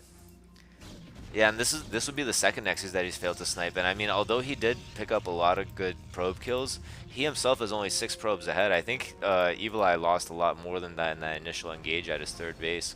And Yeah, I think some of those Reaver shots definitely took out some more. And let's see, 2-0 for Evil Eye, and it's actually 0-0 for Laser Snipe, and that might be a deciding factor. Upgrades are huge in PvP.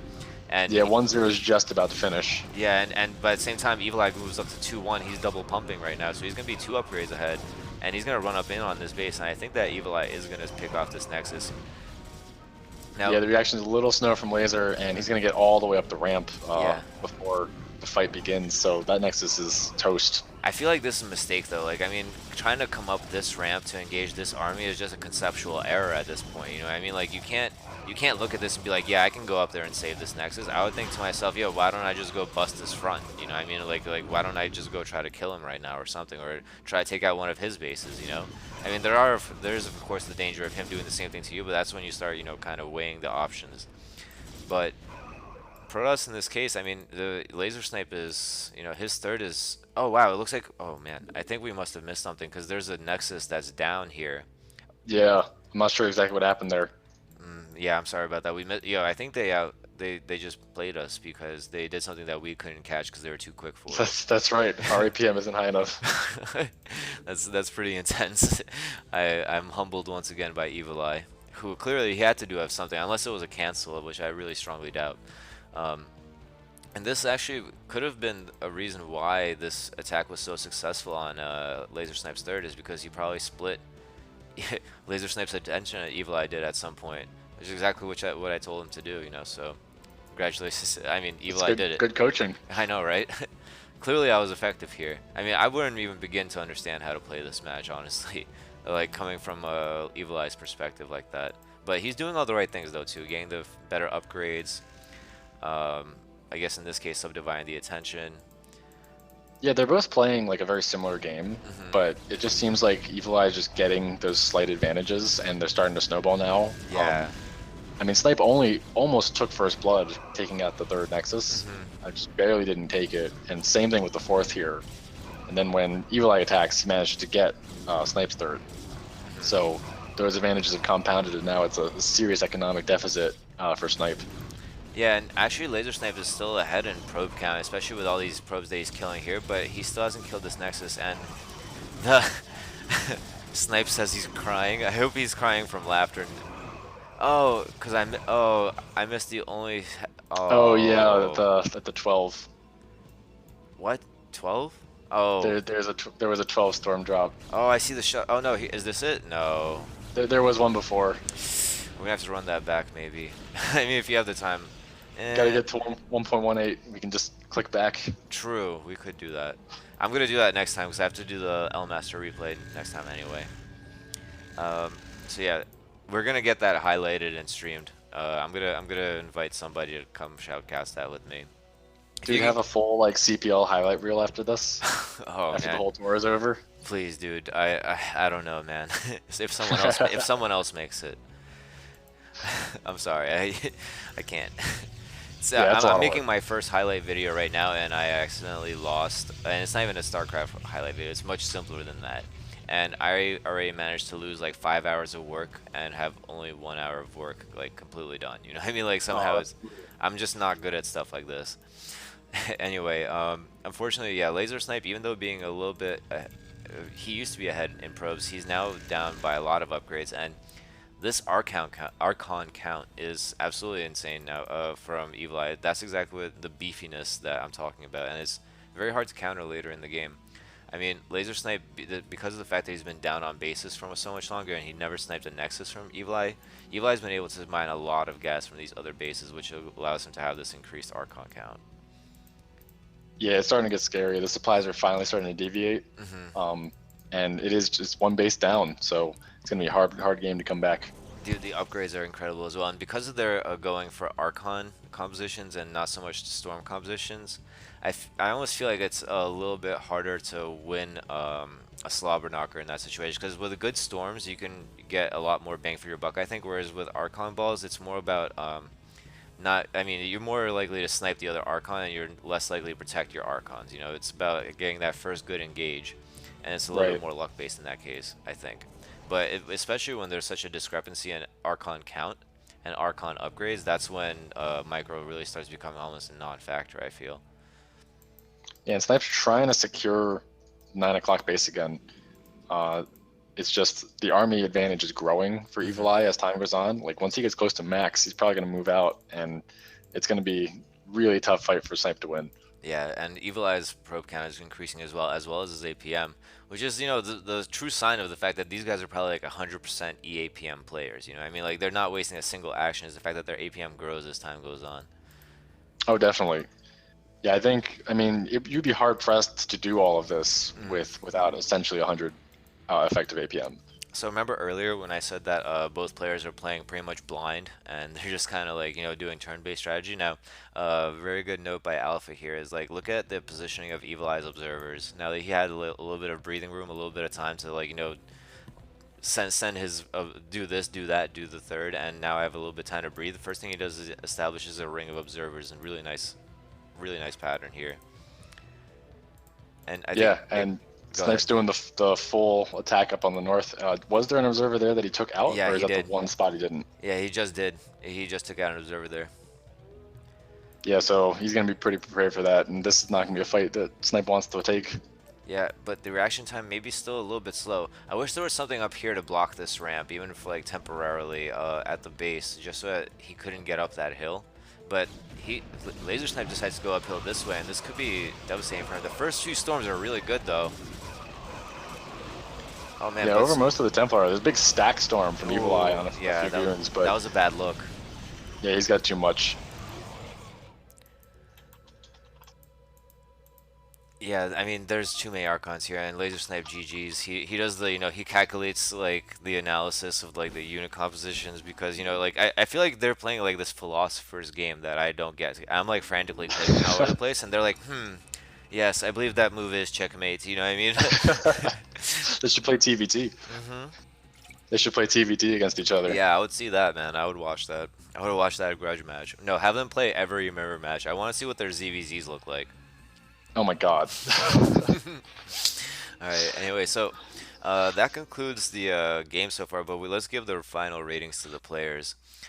Sorry if we ragged on you guys too much. Is because I can't believe that that game went the way it did. I mean, and I can't get over the fact that Evil Eye is so good. Like, how does he win games with that? And like how does he whoop me? You know what I mean? And like when I watch him play, it looks like that. I can't like get over it wisdomly. Like, could you shed some insight as to why Evil Eye is so good after seeing that? Yeah, I think it's interesting when you have the observer view because even if you watch some of like the top foreigners, you can always point out like 15 things they're doing wrong. Yeah. And it's just with a lower APM player, it's a lot easier to catch some of those. Hmm. But if they're doing the things that they need to do to win the game, when you're playing against it, you can't notice that stuff. You just feel the force of Yeah, that's their true. army. And Yep. Evil Eye definitely had a lot of force at certain points in that game, when the Archon count started climbing. But we can't take anything away from Laser Snipe as well, who almost managed to snipe that Nexus twice, which was, I think, the deciding factor there. Yeah, it was an incredibly close game I mean, in pretty much yeah, all metrics. yeah. I mean, it's really hard to grade that game. I'll be honest with you. I feel like conceptually both players are pretty much there. I mean, the mid game looked a little bit sloppy with the way I said it was like a slobber knocker. There wasn't enough information. People weren't, looking around. But it's also a buy factor of the map as well, because the fact that there's five different pathing options there. So it's really hard to judge this game. I can't really. I'm gonna let Yeah, you decide on this one. it's a hard one to judge as well. I think the one thing that I will say that there really isn't too much excuse for even low APM is just the supply blocking. Hmm. Like especially into the mid game, Yeah. just build two pylons at once if you have to. Hmm. But that, if one of those players was doing that, they'd have a maxed army while the other one was still at 150, and it'd be a different game. Mm, yeah, definitely true. And but at the same time, I mean, like if we consider them in a vacuum, right? Like if we don't judge them by the same criteria, like I'd give them both A's, right? But like if we have to bring it back to other players, right? Like we give N Baker a lot of credit for being smart yet slow, and I think that both players hit that really in stride here. But I think they might have been even more of a complete player than N Baker was. So that's why I'm thinking if we're gonna compare it that way, they might deserve more than N Baker did in game one for sure, at least comparable to what N Baker got in game two. I think that's accurate, and it's tough because I think they're both pretty strong. So when Hmm. you see them play against each other, there's not like this one player just stomping on someone else that makes them Yeah. look really good. Um, so it's really tough. I don't know. I'm gonna give them both a C plus. Sure, Because that's that's what fine. we gave N Baker, and I think that it's very similar. N Baker in game two, they both deserve it, and I just really can't give anyone who, um, you know, the shuttle with the two reavers that kept trying to go in through the back door over and over and over again without going around. I can't give that person a B minus. And laser snipe for not sniping two nexuses, nexi rather. I can't give that person a B minus either. That was just two fatal errors. Well, not fatal, but crucial errors. I think in play. Period. I think that's fair. And well, I think that just about concludes everything that we have for you guys today.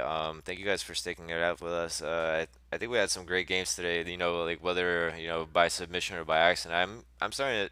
I'm not gonna lie. When I first started doing these, it was a little bit more of a chore than a pleasure, right? Because I started doing these with Elmaster. Like yeah, I'll help you cast a few out, and then as the league became, as in dire need of assistance, right? I'm like yeah, sure, I'll cast a few more and then a few more and then a few more. But as we're starting to see these players grow, it's actually fantastic. It feels like a really rewarding experience, even though I have very little to do with the success of most of these players.